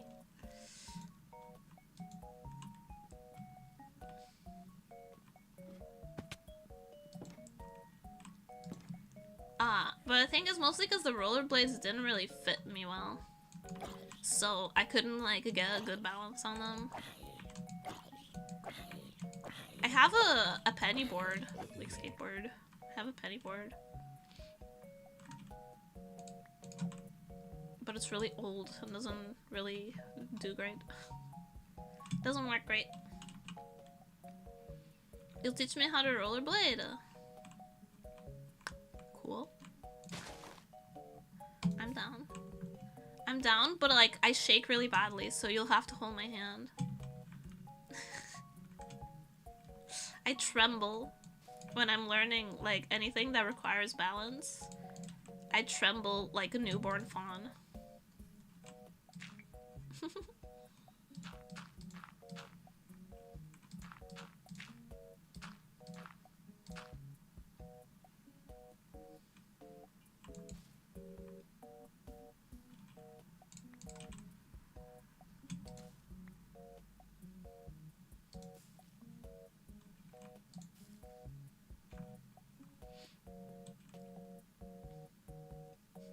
Then I'm bathing, free hand holding. Who said it was free?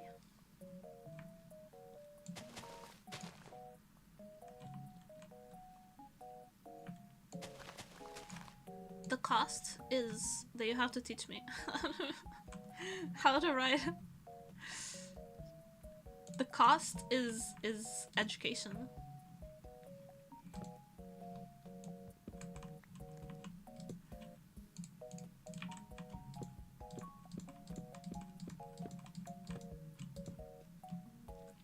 Affordable?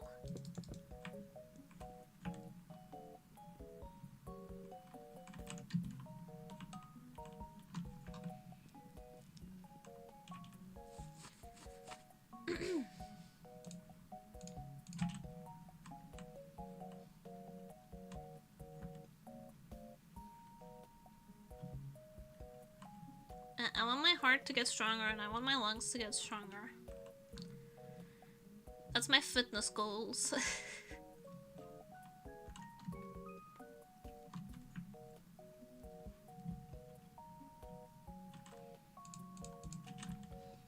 I don't care about losing weight anymore.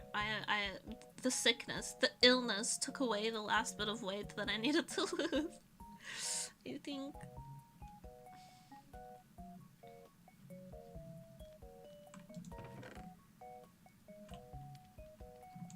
Which was not great. In all honesty. Don't do that. Don't let sickness take away. Don't let sickness make you lose weight. You shouldn't lose weight when you're sick. It's bad for your immune system. Makes you weaker. But it just happened because I was really nauseous the whole time. But don't worry, now that I'm feeling better, I've had a huge kebab. Like a huge, like I ordered 2 kebabs. I ordered 1 kebab and 1 like roll.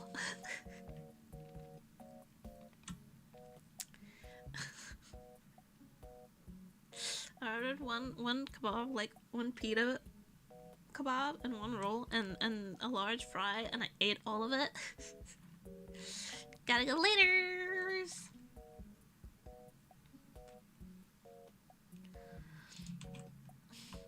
And I ate all of it.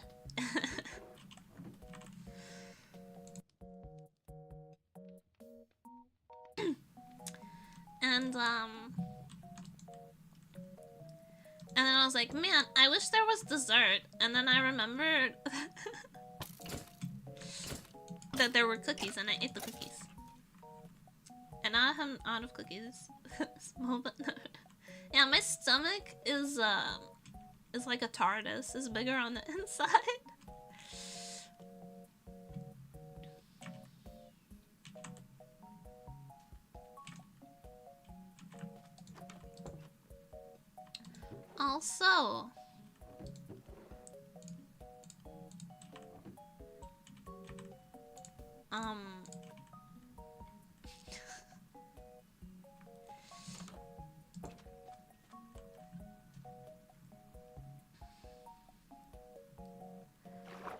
Also, like I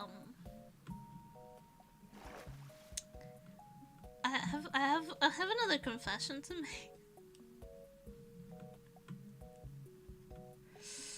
So this is actually really embarrassing.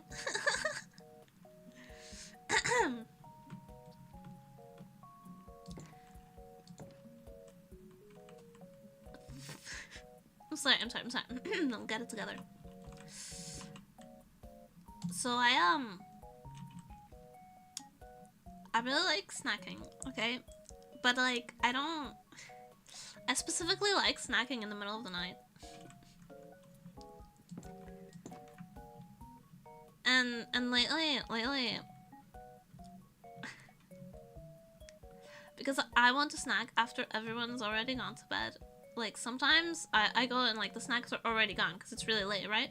The snack I wanted, it gets finished during the day and I don't get it, and that makes me really upset. It makes me really, really upset. I hate when that happens. It's the worst. I hate being like, it's the middle of the night, I can finally go eat my snack, and then it turns out that it doesn't exist anymore, and then I want to cry. So embarrassingly enough, Embarrassingly enough, okay? Whenever there's a snack I want, but I don't know if I'll make it like in time before someone else gets to it, I like hide my half. I like hide my half. Usually in my room, I just put it on my desk, right? It's not that egregious. It's not like I'm like it's not like I'm like locking it in a safe somewhere. It's just in my room. It's just on my desk, and it's just my half. It's just my portion, okay?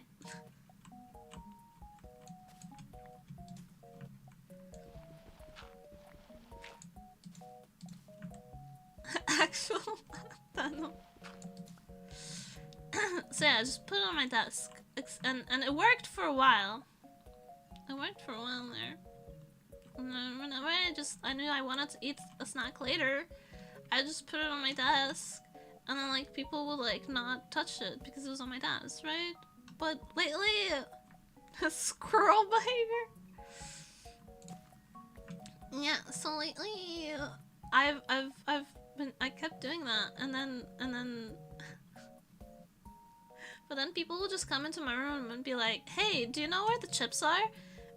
And I'd be sitting at my desk, and the chips would be right there, and they'd be looking at me and at the chips, and I was like, "Do you know where the chips are?" And then they're looking at me and at the chips, and I was like, "Yeah, they're here. You can have them." So it stopped working. Keeping the snacks in my room stopped working because people would just come looking for them and be like, "Hey, do you know, have you seen the snacks?" And then they'd be like right there on my desk, so I couldn't say no, I have no idea where the snacks are because they're right there. and so I changed tactics and started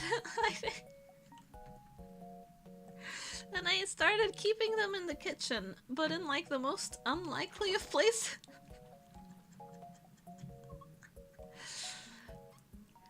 By the way, I don't have to do this. I don't. There's no actual need for me to do this. If I just said like, "Hey, could you save me some chips so I could have them later?" Everyone would be like, "Oh yeah, sure. I'll leave you some." If I was just be like, "Hey, I'm gonna have some cookies later. I don't want to have the cookies right now, but can you leave me some for later?" They'd be like, "Yeah, sure, for sure."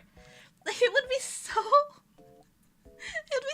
easy to just say like, "Hey, save me some of that," and there, I have no doubt in my heart. I have no doubt in my heart that everyone would just be like, "Yeah, sure, don't worry about it. We'll save you some." But I have this thing. I have this thing that like, it's just the way I was raised, that like, if someone asks you for food, you never say no, right? If someone asks you for food and you can give it to them, you never ever ever say no. Because you don't know when, like, you don't know when that person is going to, you might not know when that person is going to have a meal. Especially kids. If you're able to, you never say no to giving someone food. Ever. It's just how I was raised.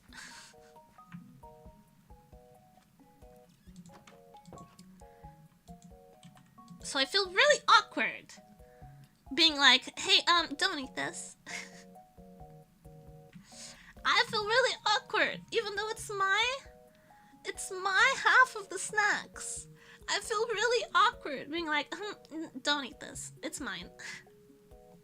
And I don't want to say that. I don't want to tell people, "This is mine, don't eat it." Because I feel bad. I feel really guilty. So apparently my solution is to just like hide it instead, which is worse. It's worse. It's just worse.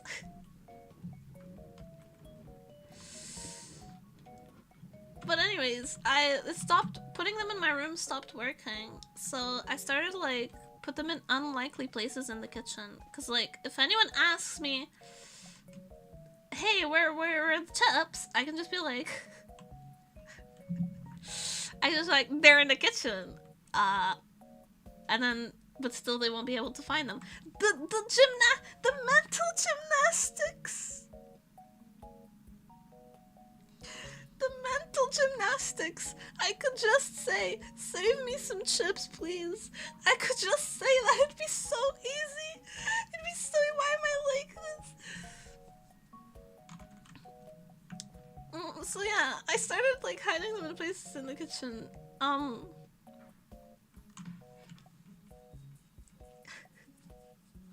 Like, there was only one square of white chocolate left.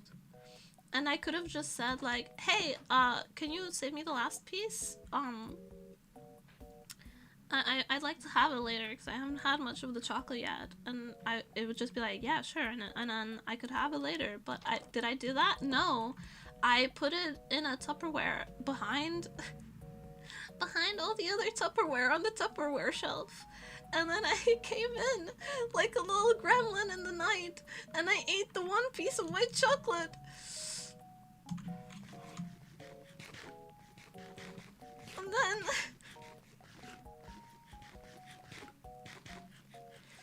And then there was only some chips left, and I wanted to have it with like the leftovers from that day. I wanted to have them, and there was only some chips left. And instead of asking like, hey, I want to have the chips with the leftovers tomorrow, can you leave them for me?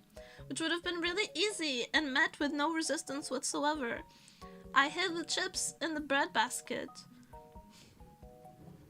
And then when I came in the next day and I opened the bread basket, the chips weren't there anymore.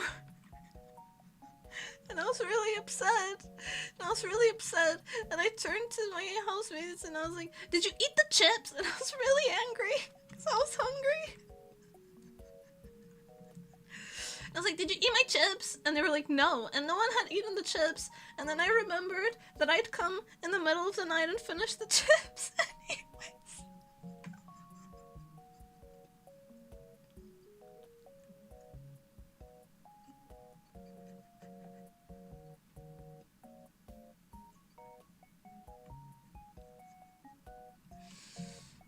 It was me. I ate them. And I was so upset.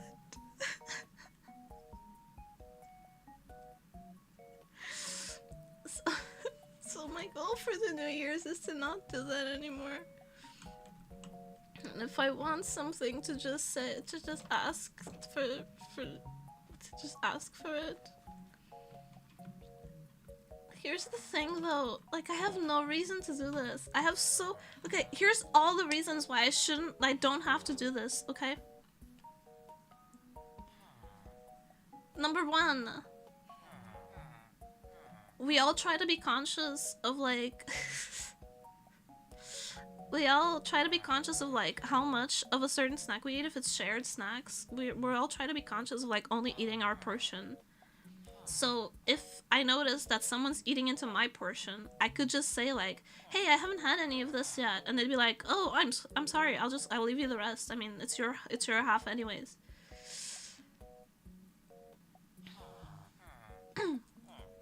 Number two, if you want more than your half of anything, or if there's a snack that you just really like that you want more of, we just tell each other.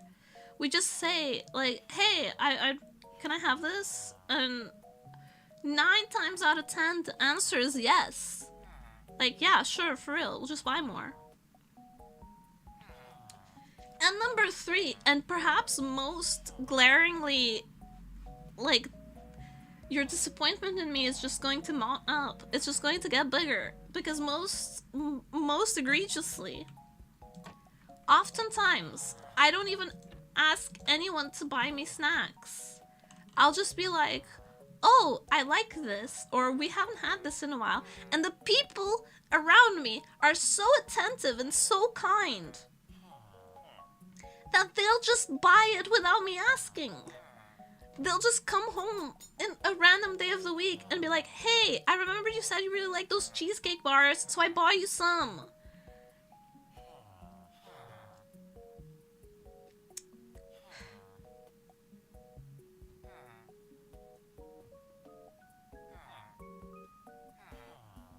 I get babied and I still act like a rat, yes!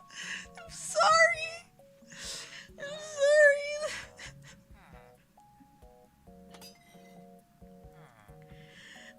Like, I had to stop mentioning... I had to stop mentioning food around my mom. Like, when I talk on the phone with my mom, I had to stop mentioning, like, snacks and stuff. Because she would just mail them to me. Or when I'd come over, she'd send me home with a huge, like, bag of food. And I had to stop talking about food so much with my mom because she'd get everything I wanted. Like one time I was like, oh my god, the supermarket started having these vegan nuggets and I really like the sauce.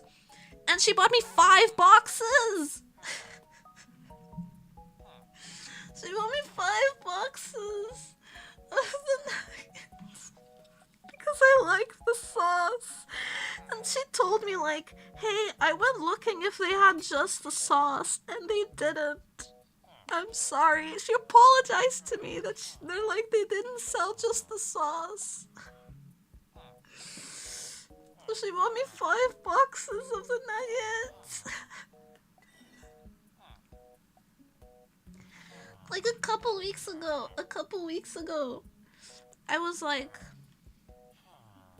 damn, you know what I miss eating? Onion rings. I really like onion rings. I think they're a really good snack. You can just pop them in the oven. And I just said this like casually, because I was thinking about onion rings. And guess, 1 week later, guess who had a freezer drawer full of onion rings? Me, bitch! This rat!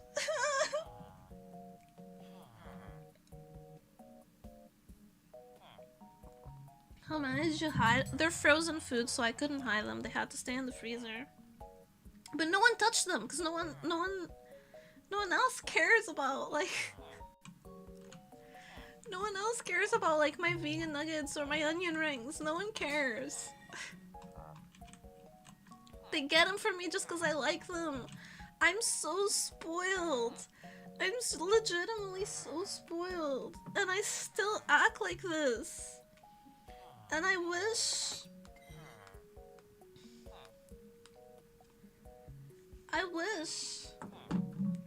with all my heart. Hold on, I have to cough.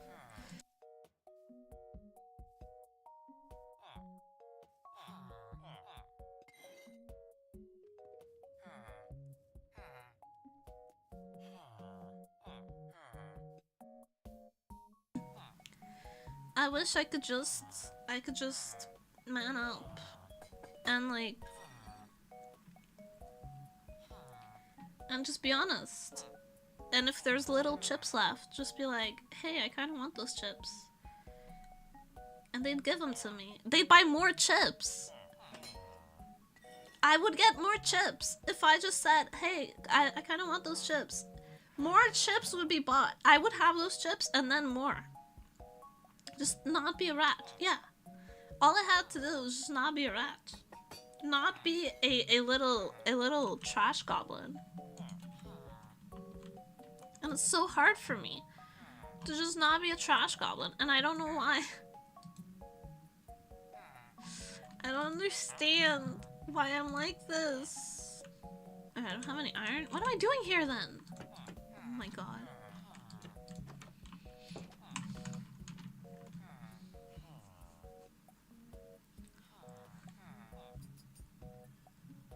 It would be so easy to behave. It would be so easy. So yeah, that's my New Year's resolution, is to be less of a possum.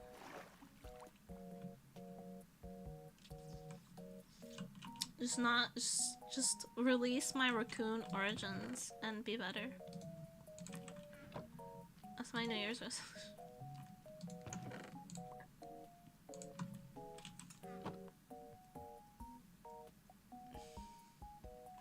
I'm not even disappointed, just come on. I'm sorry, I'm sorry.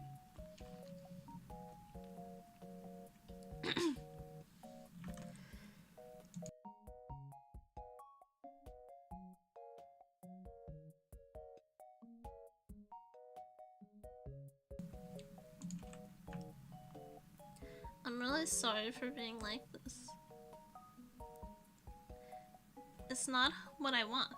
You have to understand, this is not... I didn't choose the rat life. Because I'm so spoiled all the time.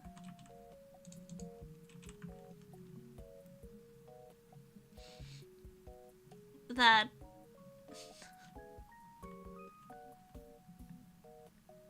Rats, we're the rats. It's me. I'm the rats. Like, I get so spoiled without even, like, asking for anything, right?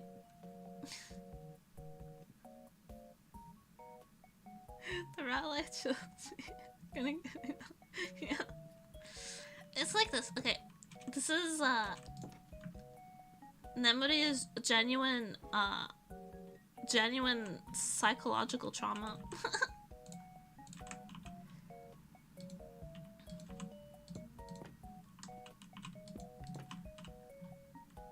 So I always feel really guilty when I ask for anything.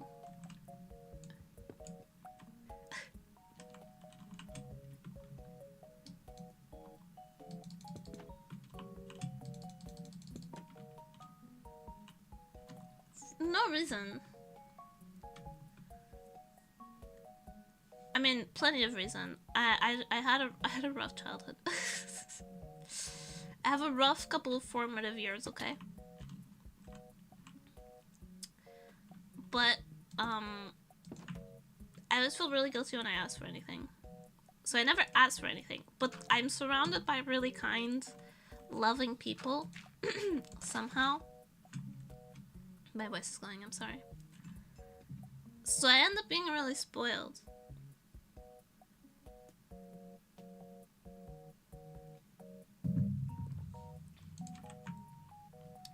In a way that I never have to ask for anything. At all. It just shows up. If there's something I need, it just kind of shows up.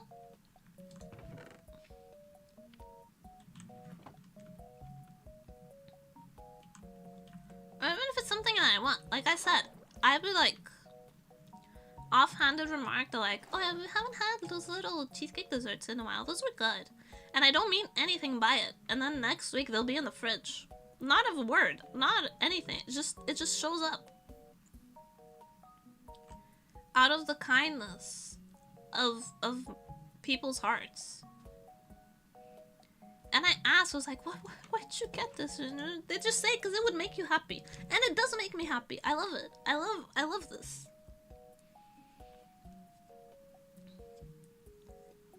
However,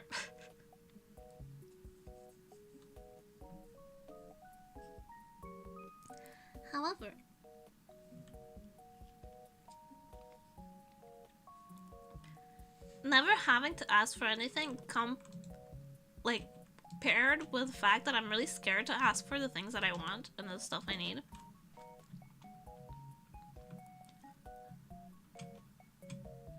I just don't know how to ask for things. Genuinely, I just don't know how to ask.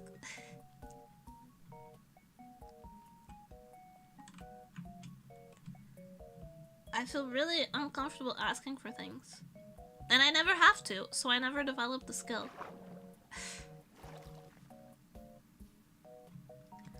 I'm really sorry for being this way. For being the rat.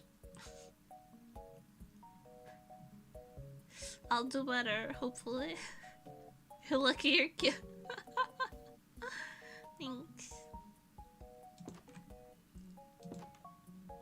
You could, cute rat. Not even.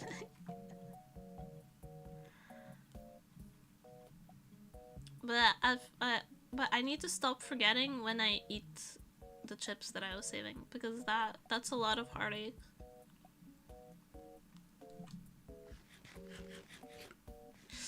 I don't deal well with being disappointed or like frustrated. There's some emotions that I don't think I ever like really learn how to deal with. One of them is disappointment, so I never ask for anything. Cause I don't want to be disappointed or like hear no. And then the other one is frustration. I don't know how to deal with it. I'm not good at intense emotions.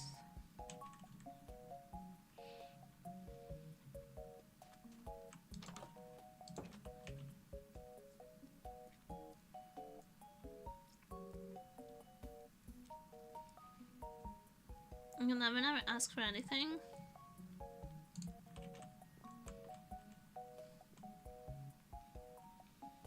I talk a lot about things that I want and things that I like, but I avoid directly asking for things, yes.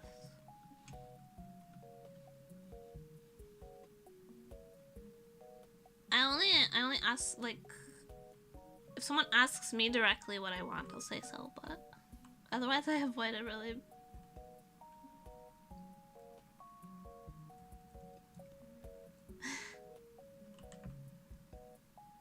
Like, my friends, whenever my friends want to gift me something, they kind of have to pry it off.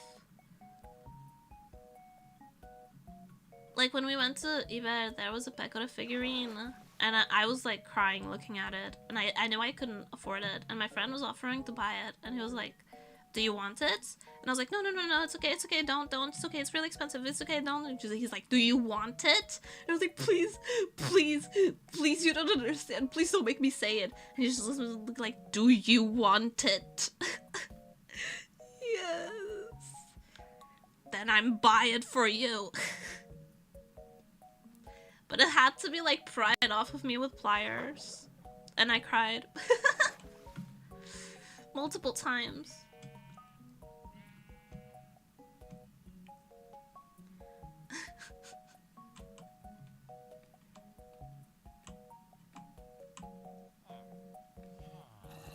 I find an answer! Yeah, I feel really bad asking for stuff. I feel really guilty.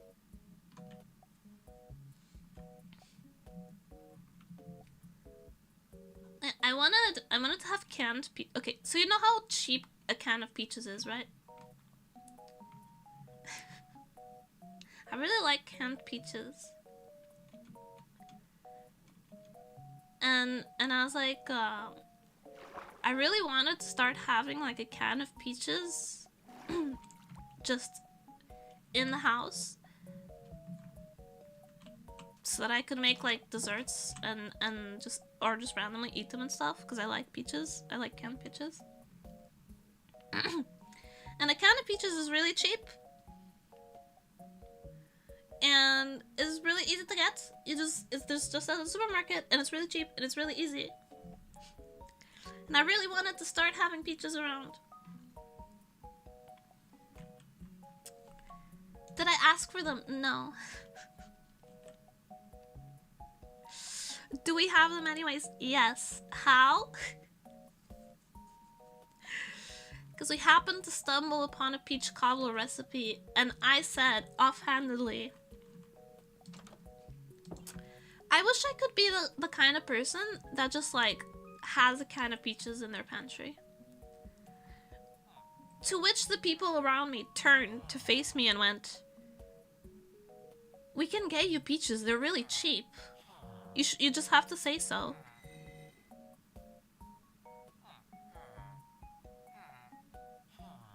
At which point, I just didn't know how to behave anymore. I was like, what? Like, it's a can of peaches. It's like 40 cents. I was like, what?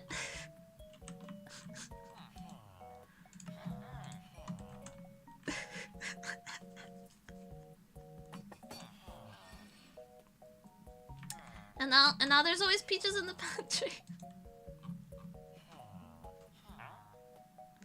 Yeah, I never ask for anything. I feel bad. It makes me sad to ask for things. They're actually breaking me. I'm sorry. I'm sorry.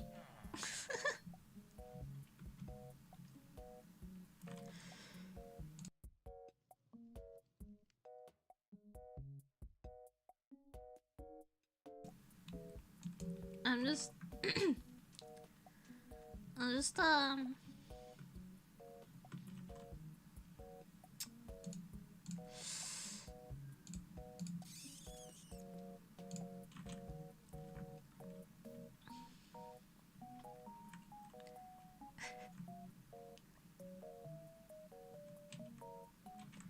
it's just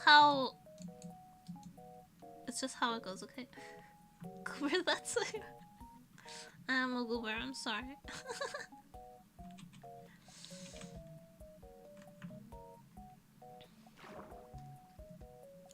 I just got told one too many times that I don't deserve anything, okay?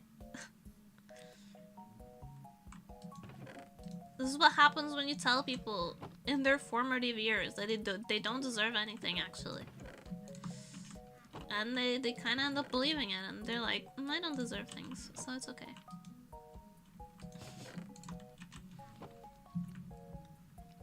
But that's my New Year's resolution, is to get better at asking for stuff.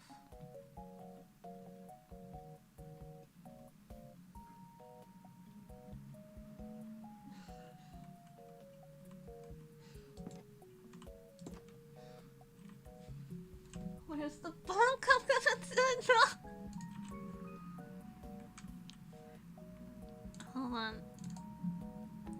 Ah!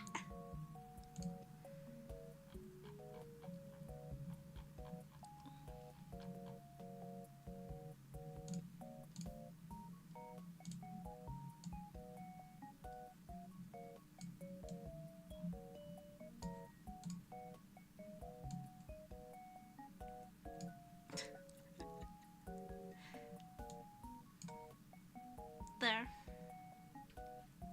It'll do it for you now.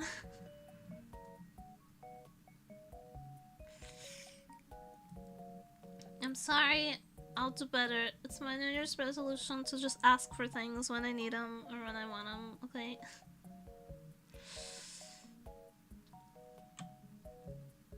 There. For New Year's, in this year of our Lord 2024, I promise to do my best to just be upfront instead of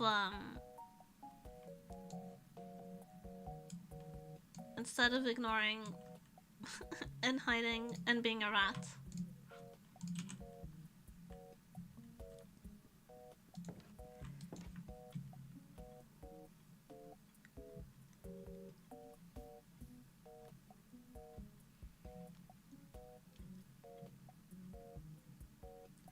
I'll start for dinner. I really want spaghetti with some kind of tomato sauce, so I'll try asking for that today, because I'm not a fibber.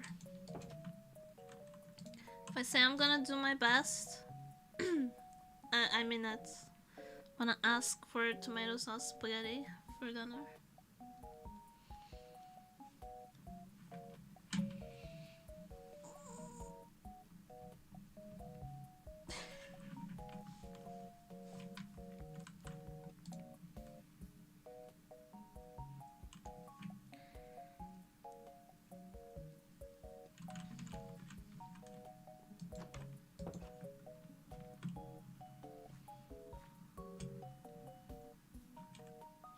What?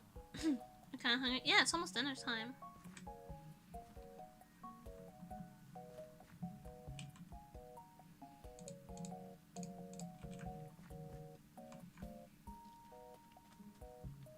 We didn't move any villagers today.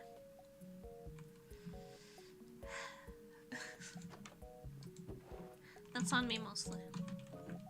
Mostly.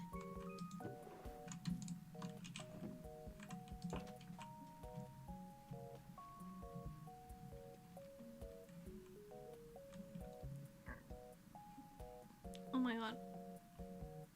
That was a noise.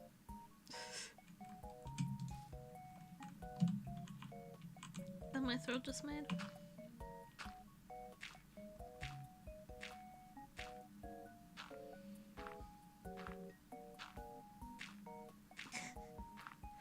Was my throat making like a little bubbling noise? Sometimes it does that.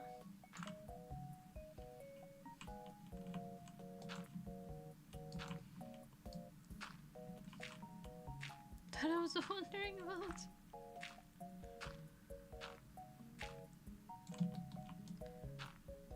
Sometimes you just make funny noises without meaning to.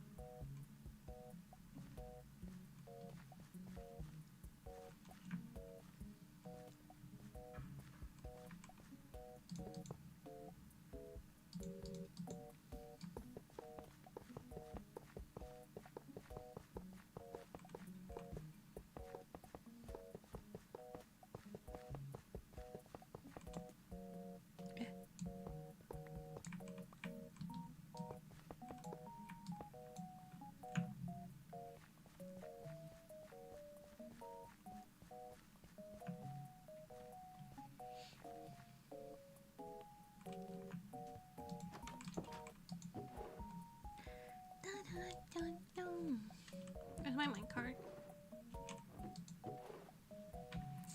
I think I used it for something.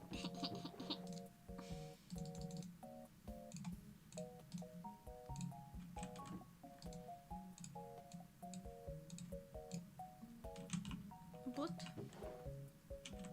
Boot. Boot. Boot.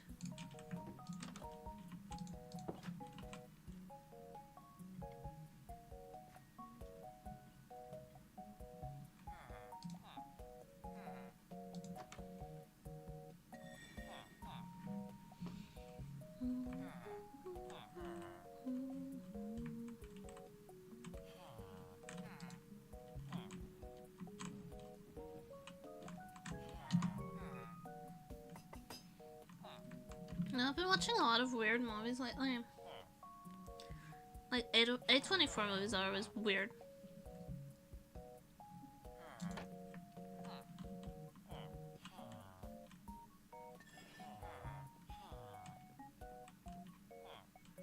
But there's like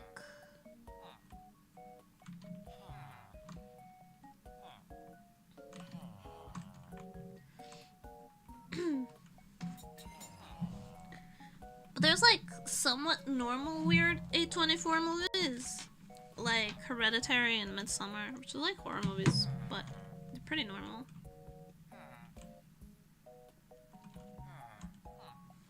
Talk to Me was also pretty normal. And then there's movies like The Lobster and Beau is Afraid, which are just fucking weird. They're really good though. But I can't deny that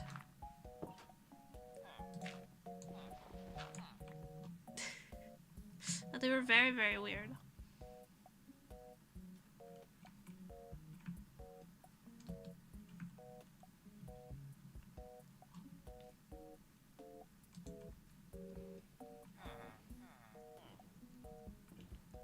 But I like weird movies. I mainly watch horror movies and stuff. Mainly watch horror movies and animated movies, I guess.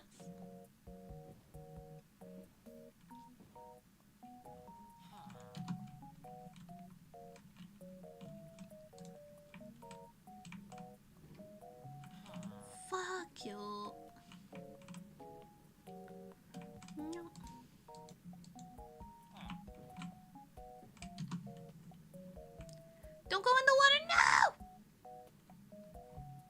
hate it here.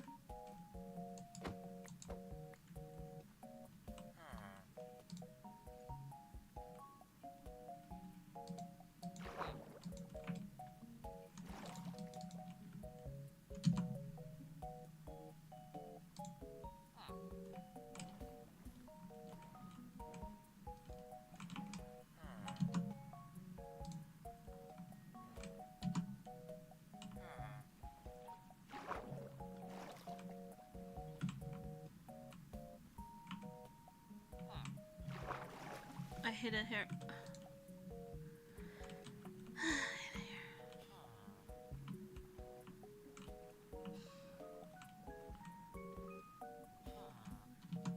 I remember last time I went to watch a movie.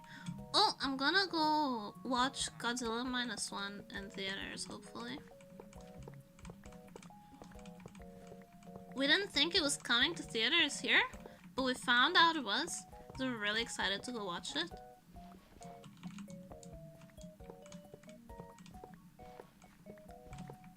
Godzilla -1.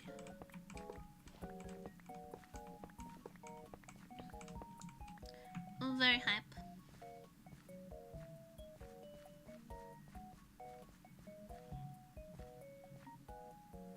Or it's gonna be called, yeah, it's a Godzilla movie. Godzilla movies are meant to be enjoyed in only one of two ways. Either A, from a rented VHS of a defunct blockbuster, or B, in the theater. Every other way of attempting to enjoy a Godzilla movie is sacrilegious.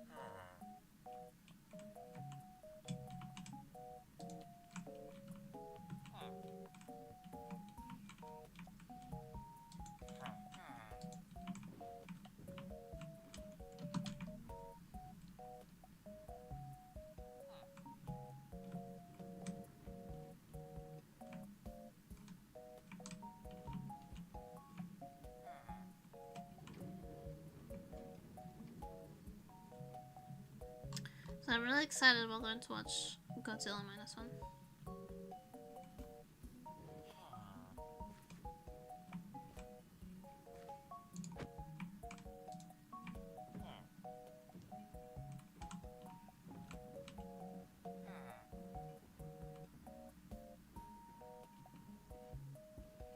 Hope it goes well. Yeah.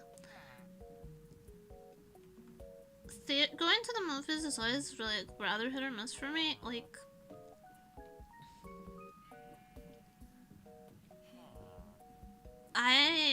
because I have sensory issues, it can be really, really difficult to enjoy going to the movies.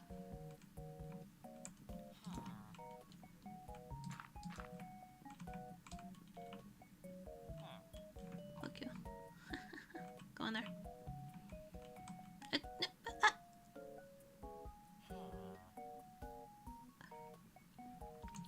Like, I went to watch Joker in the movie theater. And I had a really good time even though the theater was packed because everyone was fucking quiet. But,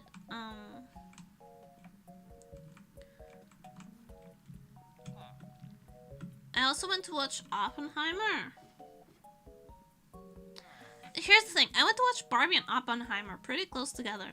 During Barbie, the crowd was great, okay? Everyone was, like, quiet, except for when they were, like, laughing or enjoying, like, it was fun. And then I went to watch Oppenheimer, and someone had brought their child into a 3-hour-long movie about politics. and this kid was sitting right next to me and would not sit still. And the worst part is that their mom, the mom that was with them, kept being like, what's happening in the movie? And the child had to explain it to them. What was happening? Because they couldn't figure it out.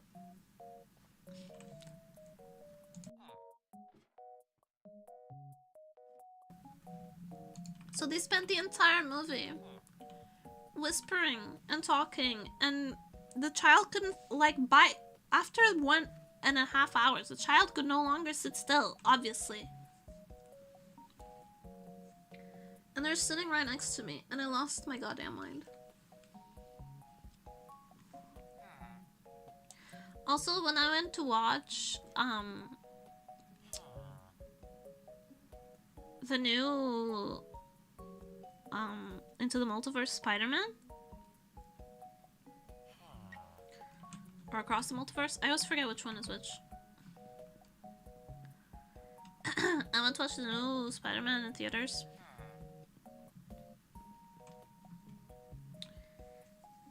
And it was so good. It was so fun. It was such a good movie to watch in theaters. And there was this one guy who was just having a great time, right? It's a really good, fun movie. You're supposed to, like, laugh and have a good time. And when something hype happens, you're supposed to, like, be hype about it, right? And this guy was just having a grand time. And then there was a row of, like, older teenagers behind us that just kept making fun of him. Like, every time this guy would, like, laugh at something on screen, they'd make fun of his laugh. And I was so pissed. By the end of the movie, I was so pissed. And I never... Listen, I'm extremely introverted, but I have a bad anger issues. I'm extremely introverted. I didn't want to say anything. I didn't want to, like, do anything. At the end of the movie, I just walked up to them and I was like, did no one ever teach you to shut the fuck up? It's a fucking movie.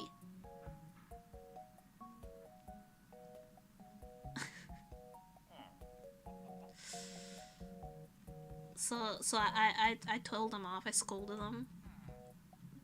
You don't make fun of someone who's enjoying, like, pisses me off so much when people get made fun of for, like, genuinely enjoying something. I'm sorry that we're not all cynical, washed up assholes. Some of us derive enjoyment from art and activities. I was so pissed that they kept making fun of him. For laughing! For laughing at jokes in a movie! In a fun movie! I was mad. I was mauling. So yeah, I told them off.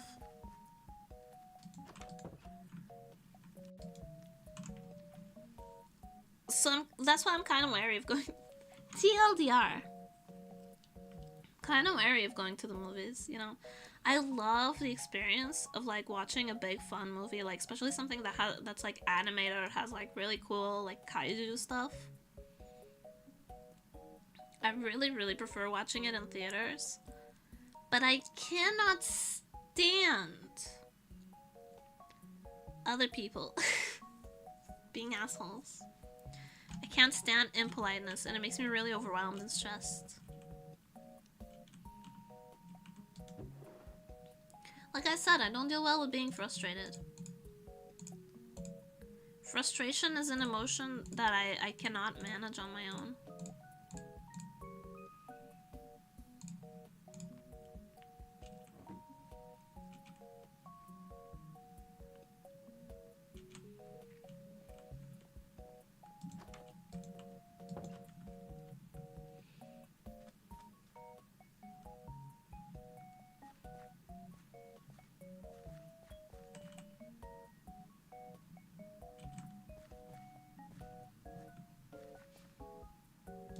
It's okay. I don't know, I end up picking picking fights with people who are bigger than me. So.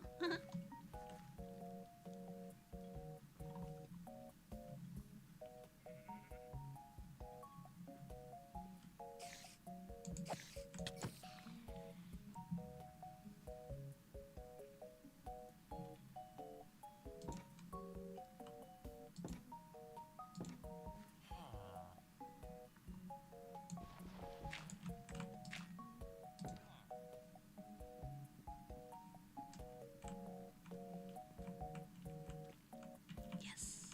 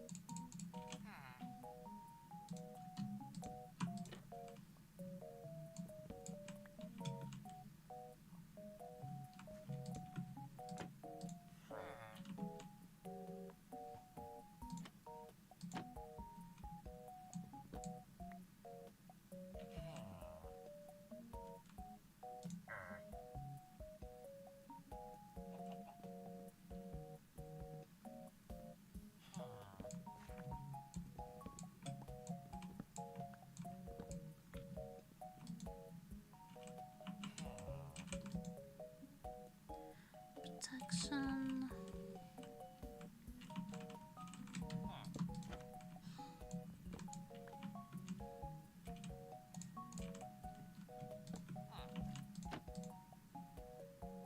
Curse of Binding. Okay, my guy, you're doing great. Don't worry about it. Curse of Binding again.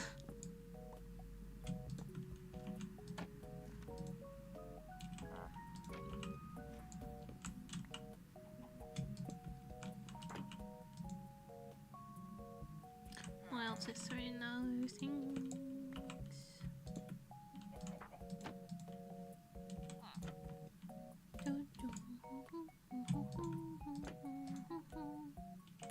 I'm playing 3. Why all the trident stuff? Damn. Blast protection. Bro does not get the assignment at all. Punch again? He's asking for it now. It's a message. Power. Curse of Binding again!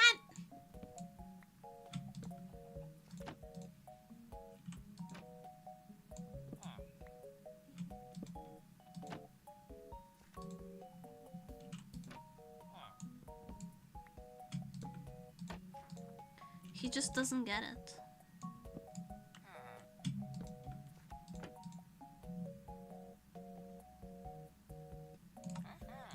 Locked.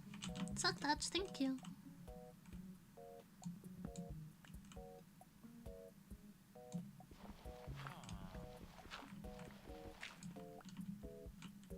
Thank you. Suck touch.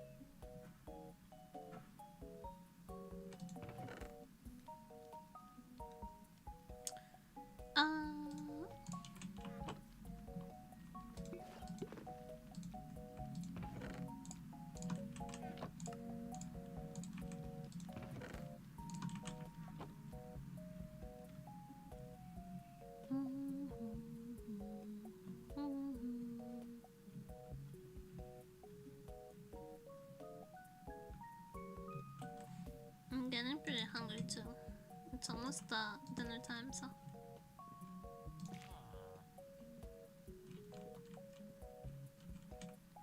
Hey, mister.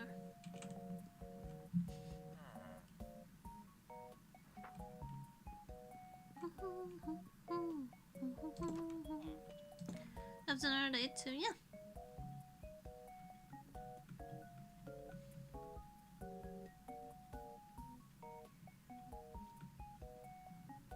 It's pretty much the only, like, main meal I do eat.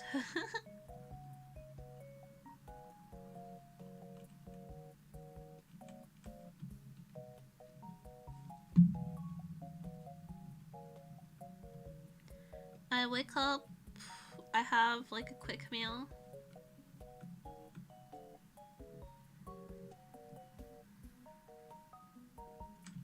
Usually before stream. Like a sandwich or something. And dinner is the only like meal that I actually eat properly. Then I eat like late at night, something. Usually a snack.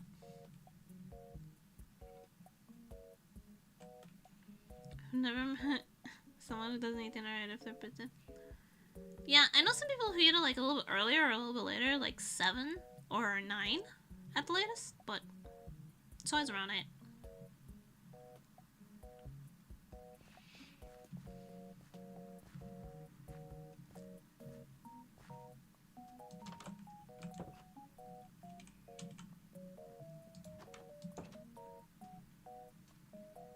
Seven if they have like younger kids. 9 if they're like people who go out to eat a lot. Usually, I think.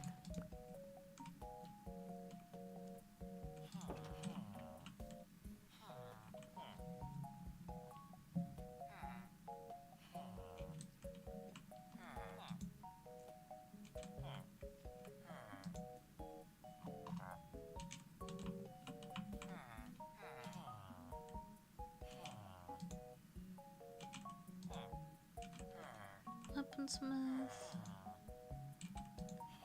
Tool smooth. 4, it's the same.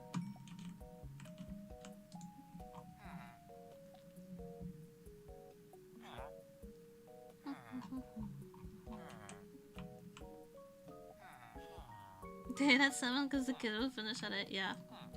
Correct.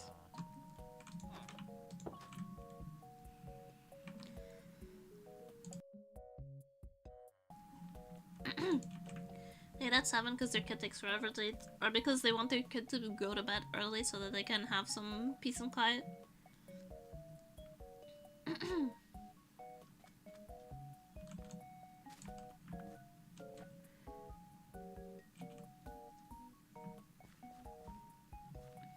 People who go out to eat a lot tend to eat at like later. Because if you go to a restaurant at 8, you're only going to be eating at around 9.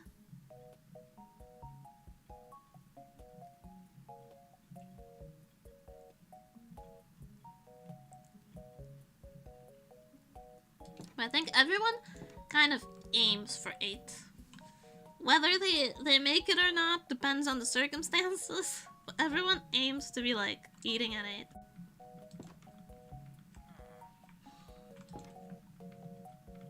It's like if you think about it, most people get home probably around like 6:30. Like if you work 9 to 5, you'd get home around 6:30. And then just like no one wants to get home and start cooking right away, right? So probably start cooking at like you give yourself an hour buffer. And then you start cooking around like 7:30, eat at 8, and then still have plenty of time to like chillax before sleep. Even if you have to work early the next morning. But I do know some like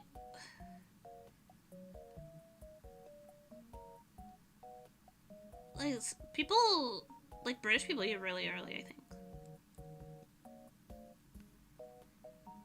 I know some of them eat it like at 6. It's like, why? Why are you... Oh, so Americans, if Americans that have kids, sometimes they feed their kids dinner at like 4 p.m. And it's like, brother, the sun is still up. That's lunch. Yeah, lunch. They don't have that concept there. They don't know the pão com manteiga e leite com chocolate. They don't know.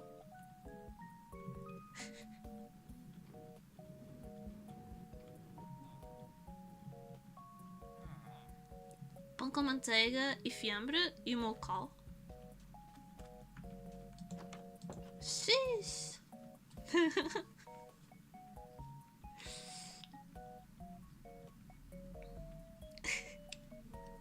Something your grandma would get for you, right? Speak your shit, my brother.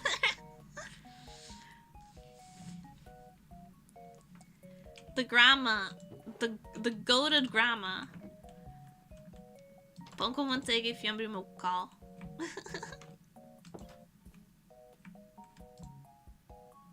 Only she understands.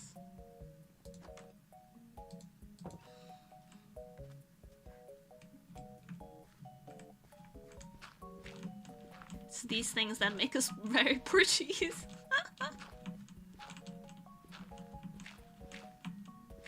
Miss Grandma. I miss Grandma too.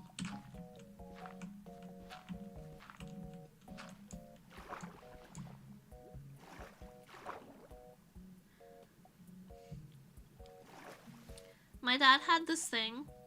My dad was a cunt, by the way. My dad had this thing where, like, if we had fruit with dinner, he'd get really pissed. So whenever my grandma would come to stay with us, my grandma on my mom's side, whenever my grandma would come to stay with us, she'd specifically make me, like, steak with sliced apples. Because I really liked eating apples with steak. So she'd specifically make me like sliced apple or sliced pear with the steak. My dad would be so pissed.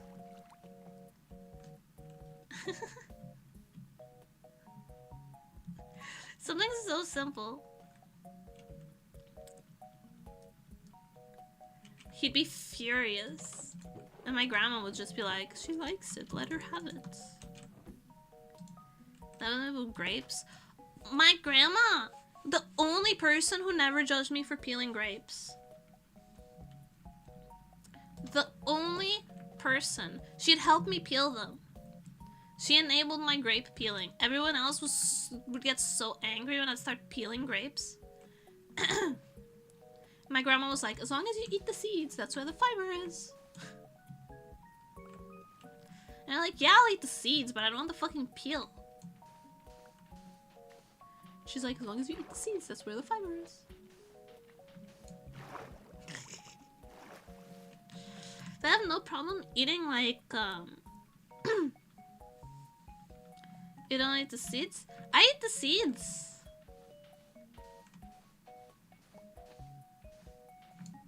I eat the seeds, I just don't like the peel. I eat the seeds and also like watermelon and grapes and I eat the seeds, I just don't like the peel.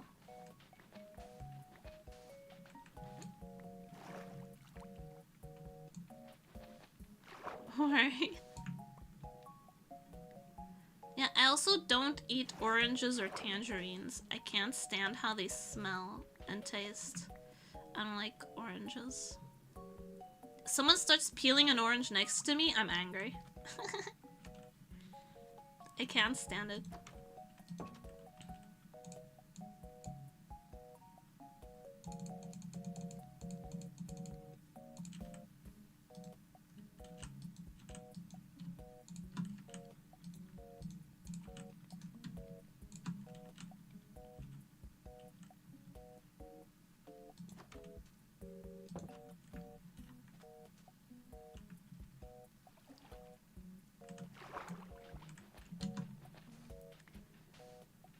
Man, I peel the grapes, but I eat the seeds.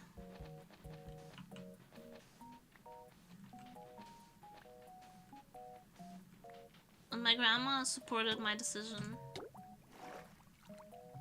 She was always like, listen, the seeds are where the fiber is. She doesn't need to eat the peel.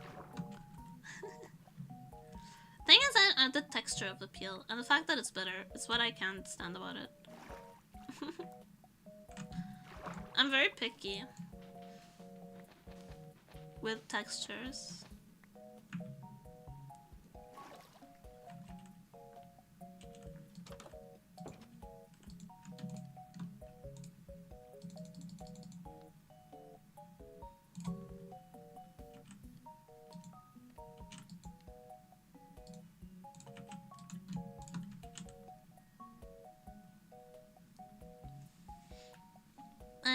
I like fruit with savory food.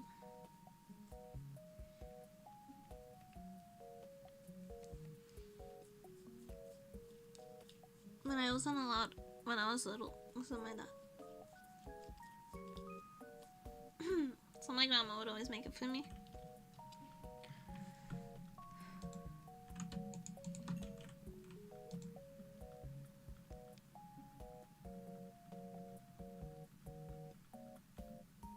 I get triggered if someone has unsleeved cards. Ah. The cry of the card collector. Wrap it up!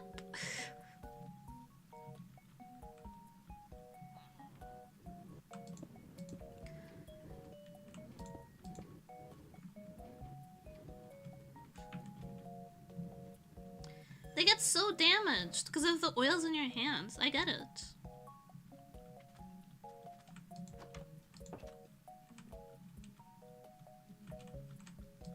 I completely understand.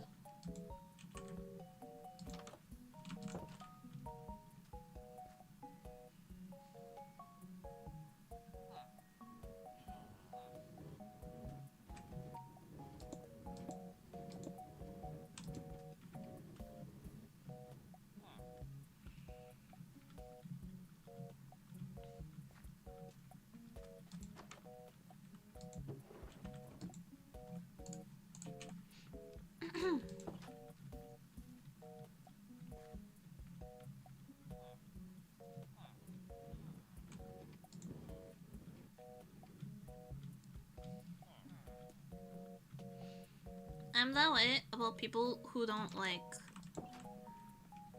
wipe their bags and like don't repair them. I really like bags and backpacks and stuff. I don't have a lot of them.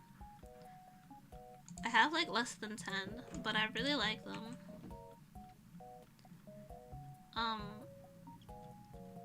And I only buy like backpacks and bags that I really like, and I wash them. I hate people who walk around with disgustingly dirty backpacks.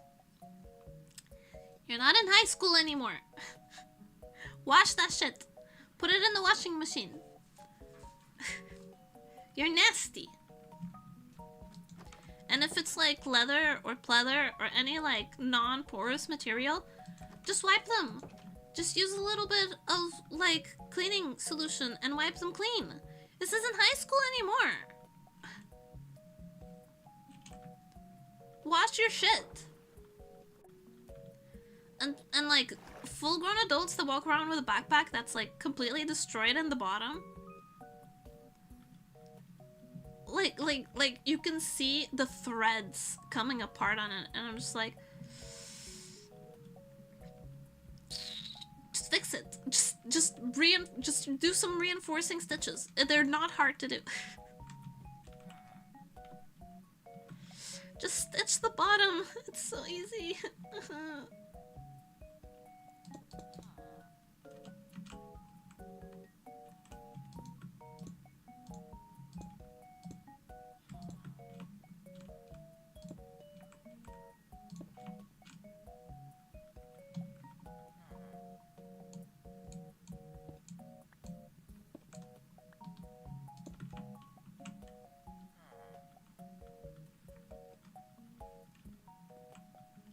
Zelda, you don't understand. What?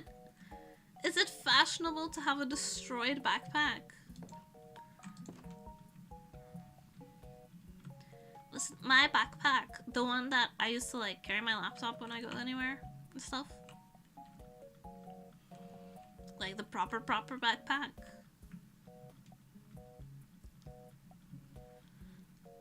Is baby blue. Baby blue. It's clean.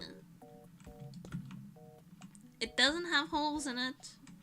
It's not torn. It's clean. Nice. And I've had it for like 4 years now. It's a spiral backpack.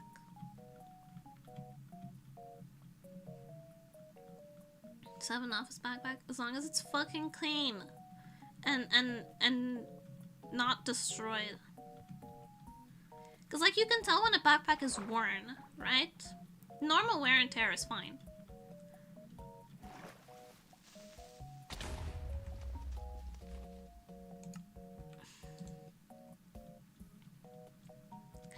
Normal wear and tear is fine.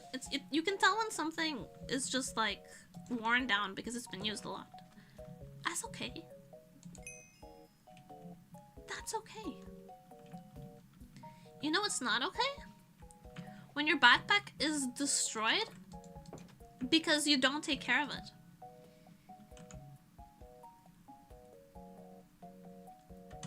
Because you just don't take care of it. That's not acceptable. But I take really good care of my stuff, like clothes and stuff. I have clothes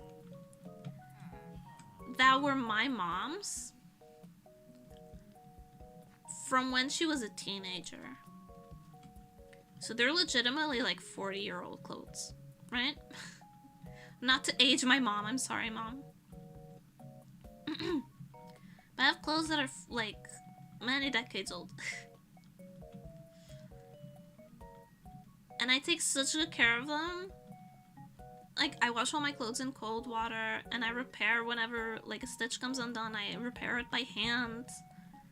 And I add linings to things so they last longer. I take such good care.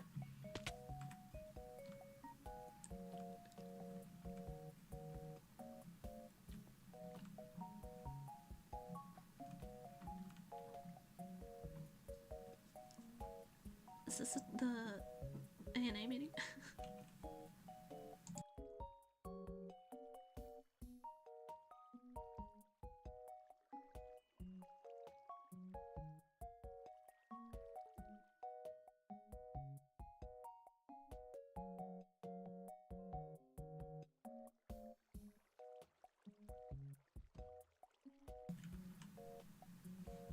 Oh, yeah, I have to go. It's dinner time. It's 8 p.m. I've been warned. I don't know what you guys are up to, but good job. They're building their own society in the hole, and I think they're allowed. I think they should be allowed. Also, I did ask for the tomato pasta. So,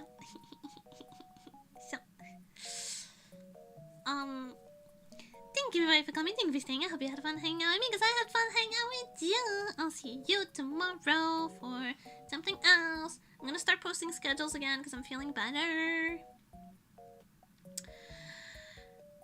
Bye bye. Ending